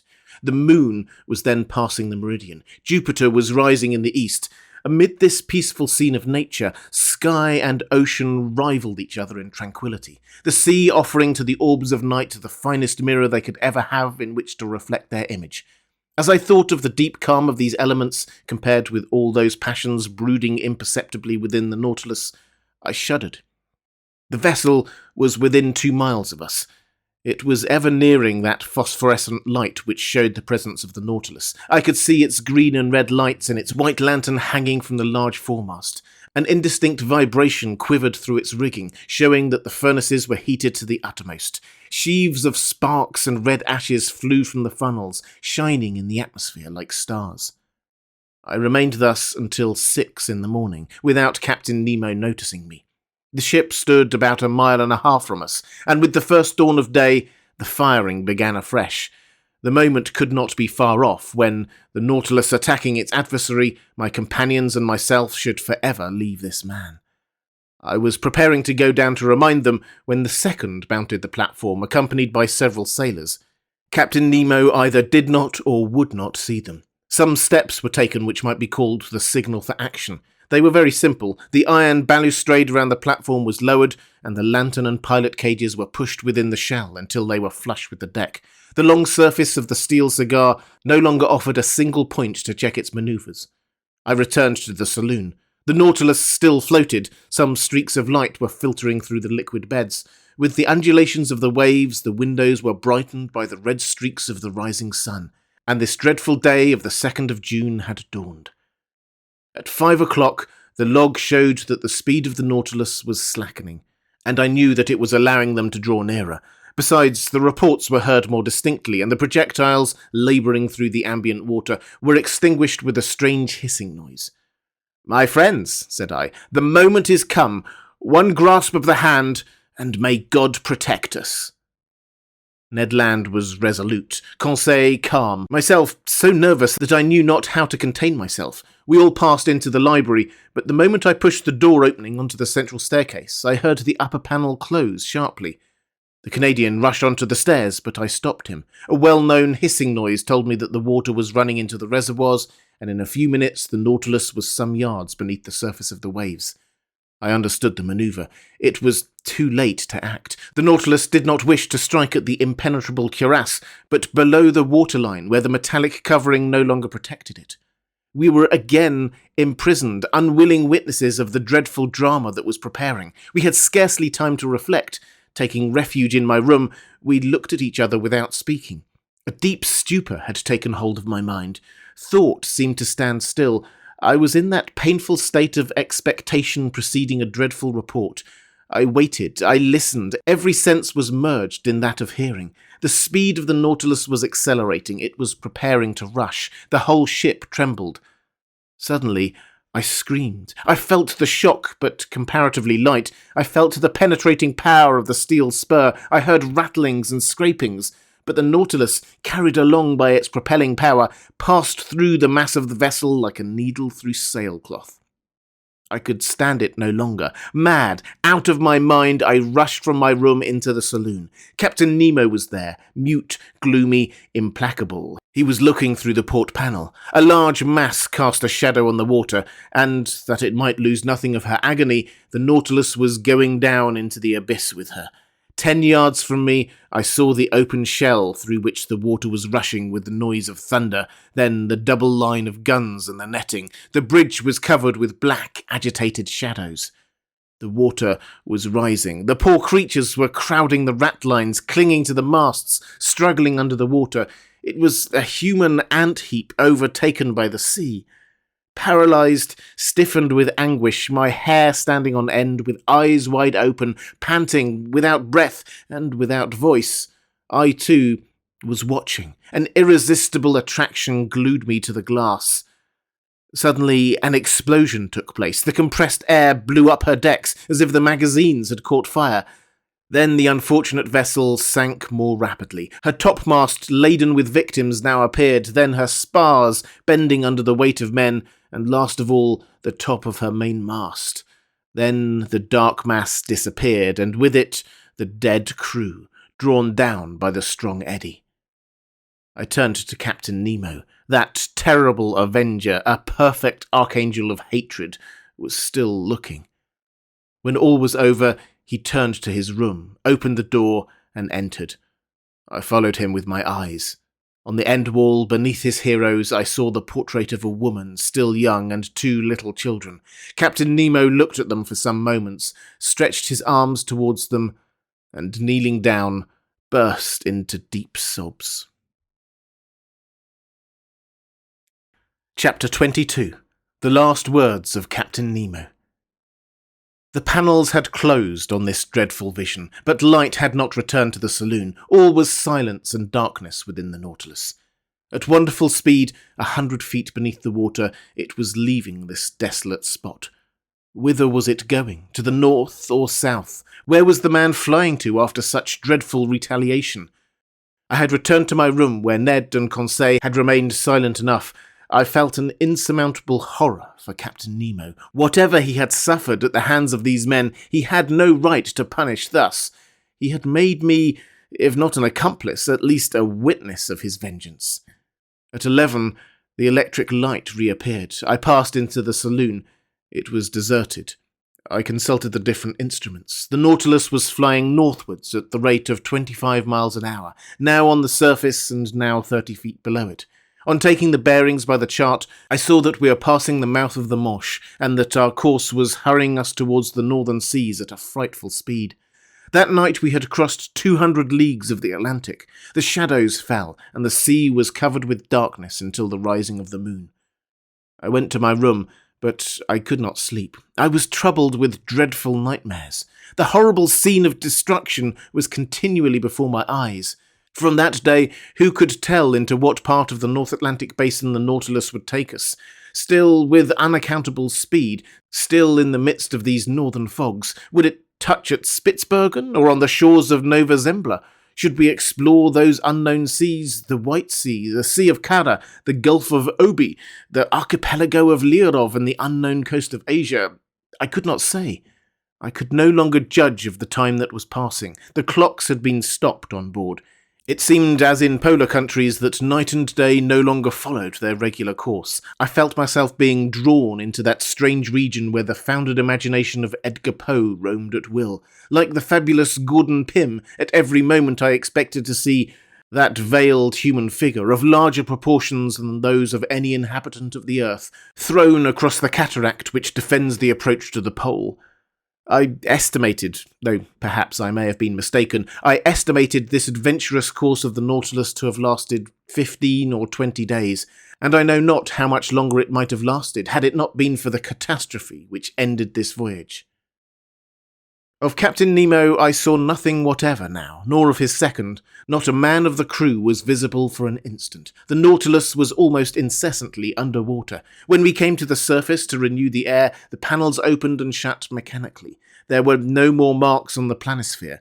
I knew not where we were. And the Canadian, too, his strength and patience at an end, appeared no more. Conseil could not draw a word from him, and fearing that, in a dreadful fit of madness, he might kill himself, watched him with constant devotion. One morning, what date it was I could not say, I had fallen into a heavy sleep towards the early hours, a sleep both painful and unhealthy, when I suddenly awoke. Ned Land was leaning over me, saying in a low voice, "We are going to fly." I sat up. "When shall we go?" I asked. "Tonight. All inspection on board the Nautilus seems to have ceased. All appear to be stupefied. You will be ready, sir?" "Yes. Where are we?" "In sight of land. I took the reckoning this morning in the fog, 20 miles to the east." "What country is it?" "I do not know, but whatever it is, we will take refuge there." "Yes, Ned, yes, we will fly tonight, even if the sea should swallow us up. The sea is bad, the wind violent, but 20 miles in that light boat of the Nautilus does not frighten me. Unknown to the crew, I have been able to procure food and some bottles of water." "I will follow you. But," continued the Canadian, "if I am surprised, I will defend myself. I will force them to kill me." "We will die together, friend Ned." I had made up my mind to all. The Canadian left me. I reached the platform on which I could with difficulty support myself against the shock of the waves. The sky was threatening, But as land was in those thick brown shadows, we must fly. I returned to the saloon, fearing and yet hoping to see Captain Nemo, wishing and yet not wishing to see him. What could I have said to him? Could I hide the involuntary horror with which he inspired me? No. It was better that I should not meet him face to face, better to forget him, and yet... How long seemed that day, the last that I should pass in the Nautilus? I remained alone. Ned Land and Conseil avoided speaking for fear of betraying themselves. At 6 I dined, but I was not hungry. I forced myself to eat in spite of my disgust, that I might not weaken myself. At 6:30, Ned Land came to my room, saying, "We shall not see each other again before our departure. At 10 the moon will not be risen. We will profit by the darkness. Come to the boat. Conseil and I will wait for you." The Canadian went out without giving me time to answer. Wishing to verify the course of the Nautilus, I went to the saloon. We were running north-northeast at frightful speed and more than 50 yards deep. I cast a last look on these wonders of nature, on the riches of art heaped up in this museum, upon the unrivalled collection destined to perish at the bottom of the sea with him who had formed it. I wished to fix an indelible impression of it in my mind. I remained an hour thus, bathed in the light of that luminous ceiling, and passing in review those treasures shining under their glasses. Then I returned to my room. I dressed myself in strong sea clothing. I collected my notes, placing them carefully about me. My heart beat loudly. I could not check its pulsations. Certainly my trouble and agitation would have betrayed me to Captain Nemo's eyes. What was he doing at this moment? I listened at the door of his room. I heard steps. Captain Nemo was there. He had not gone to rest. At every moment I expected to see him appear and ask me why I wished to fly. I was constantly on the alert. My imagination magnified everything. The impression became at last so poignant that I asked myself if it would not be better to go to the captain's room to see him face to face and brave him with look and gesture. It was the inspiration of a madman. Fortunately, I resisted the desire and stretched myself on my bed to quiet my bodily agitation. My nerves were somewhat calmer, but in my excited brain I saw over again all my existence on board the Nautilus, every incident, either happy or unfortunate, which had happened since my disappearance from the Abraham Lincoln. The submarine hunt, the Torres Straits, the savages of Papua, the running ashore, the coral cemetery, the passage of Suez, the island of Santorin, the Cretan diver, Vigo Bay, Atlantis, the iceberg, the South Pole, the imprisonment in the ice, the fight among the pulps, the storm in the Gulf Stream, the Avenger, and the horrible scene of the vessel sunk with all her crew. All these events passed before my eyes like scenes in a drama. Then Captain Nemo seemed to grow enormously, his features to assume superhuman proportions. He was no longer my equal, but a man of the waters, a genie of the sea. It was then 9:30. I held my head between my hands to keep it from bursting. I closed my eyes. I would not think any longer. There was another half hour to wait, another half hour of nightmare, which might drive me mad. At that moment, I heard the distant strains of the organ, a sad harmony to an undefinable chant, the wail of a soul longing to break these earthly bonds. I listened with every sense, scarcely breathing, plunged like Captain Nemo in that musical ecstasy which was drawing him in spirit to the end of life. Then a sudden thought terrified me. Captain Nemo had left his room. He was in the saloon, which I must cross to fly. There I should meet him for the last time. He would see me, perhaps speak to me. A gesture of his might destroy me, a single word chain me on board. But 10 was about to strike. The moment had come for me to leave my room and join my companions. I must not hesitate, even if Captain Nemo himself should rise before me. I opened my door carefully, and even then, as it turned on its hinges, it seemed to me to make a dreadful noise. Perhaps it only existed in my own imagination. I crept along the dark stairs of the Nautilus, stopping at each step to check the beating of my heart. I reached the door of the saloon and opened it gently. It was plunged in profound darkness. The strains of the organ sounded faintly. Captain Nemo was there. He did not see me. In the full light, I do not think he would have noticed me, so entirely was he absorbed in the ecstasy. I crept along the carpet, avoiding the slightest sound which might betray my presence. I was at least 5 minutes reaching the door at the opposite side, opening into the library. I was going to open it, when a sigh from Captain Nemo nailed me to the spot. I knew that he was rising. I could even see him, for the light from the library came through to the saloon. He came towards me silently with his arms crossed, gliding like a spectre rather than walking. His breast was swelling with sobs, and I heard him murmur these words, the last which ever struck my ear. "Almighty God! Enough! Enough!" Was it a confession of remorse which thus escaped from this man's conscience? In desperation, I rushed through the library, mounted the central staircase, and following the upper flight reached the boat. I crept through the opening which had already admitted my two companions. "Let us go! Let us go!" I exclaimed. "Directly," replied the Canadian. The orifice of the plates of the Nautilus was first closed and fastened down by means of a false key with which Ned Land had provided himself. The opening in the boat was also closed. The Canadian began to loosen the bolts which still held us to the submarine boat. Suddenly, a noise was heard. Voices were answering each other loudly. What was the matter? Had they discovered our flight? I felt Ned Land slipping a dagger into my hand. "Yes," I murmured, "we know how to die." The Canadian had stopped his work, but one word, many times repeated, a dreadful word, revealed the cause of the agitation spreading on board the Nautilus. It was not we the crew were looking after. "The Maelstrom! The Maelstrom!" Could a more dreadful word in a more dreadful situation have sounded in our ears? We were then upon the dangerous coast of Norway. Was the Nautilus being drawn into this gulf at the moment our boat was going to leave its sides? We knew that at the tide the pent-up waters between the islands of Faroe and Lofoten rush with irresistible violence, forming a whirlpool from which no vessel ever escapes. From every point of the horizon, enormous waves were meeting, forming a gulf justly called the navel of the ocean, whose power of attraction extends to a distance of 12 miles. There, not only vessels, but whales are sacrificed, as well as white bears from the northern regions. It was thither that the Nautilus, voluntarily or involuntarily, had been run by the captain.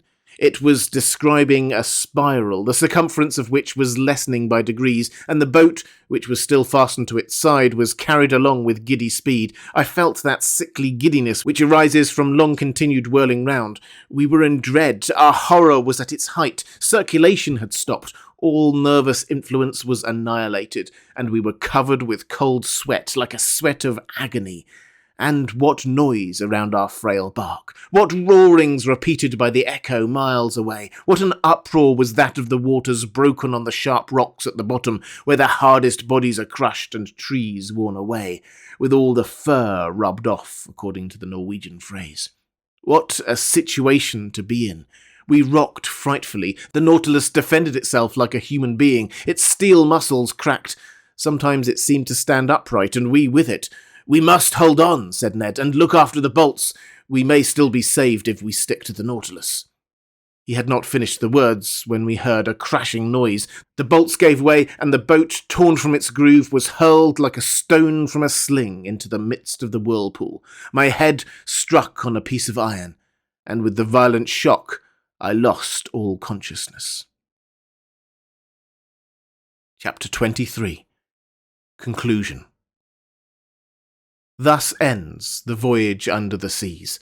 What passed during that night, how the boat escaped from the eddies of the Maelstrom, how Ned Land, Conseil, and myself ever came out of the gulf, I cannot tell. But when I returned to consciousness, I was lying in a fisherman's hut on the Lofoten Isles. My two companions, safe and sound, were near me, holding my hands. We embraced each other heartily. At that moment, we could not think of returning to France. The means of communication between the north of Norway and the south are rare, and I am therefore obliged to wait for that steamboat running monthly from Cape North. And among the worthy people who have so kindly received us, I revise my record of these adventures once more. Not a fact has been omitted, not a detail exaggerated. It is a faithful narrative of this incredible expedition in an element inaccessible to man, but to which progress will one day open a road. Shall I be believed? I do not know, and it matters little, after all. What I now affirm is that I have a right to speak of these seas, under which, in less than 10 months, I have crossed 20,000 leagues in that submarine tour of the world, which has revealed so many wonders. But what has become of the Nautilus? Did it resist the pressure of the Maelstrom? Does Captain Nemo still live? Does he still follow under the ocean those frightful retaliations? Or did he stop after the last hecatomb? Will the waves one day carry to him this manuscript containing the history of his life?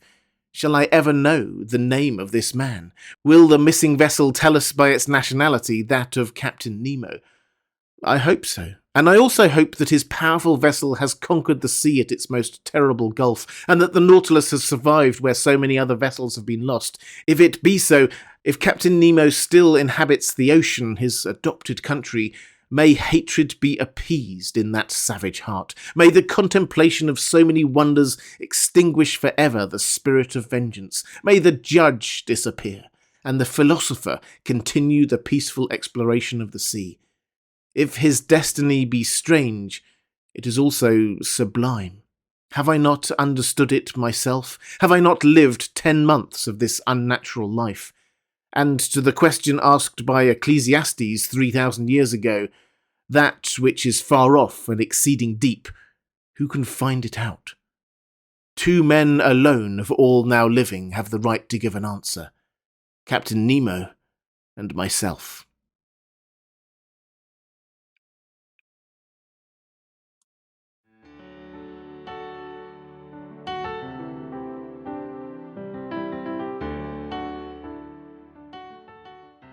And welcome back. I hope you enjoyed 20,000 Leagues Under the Sea by Jules Verne. If you did, then please consider supporting The Well Told Tale on Patreon at patreon.com/The Well Told Tale. There's a link in the description. I'll be back next time with another classic story. I hope you can join me.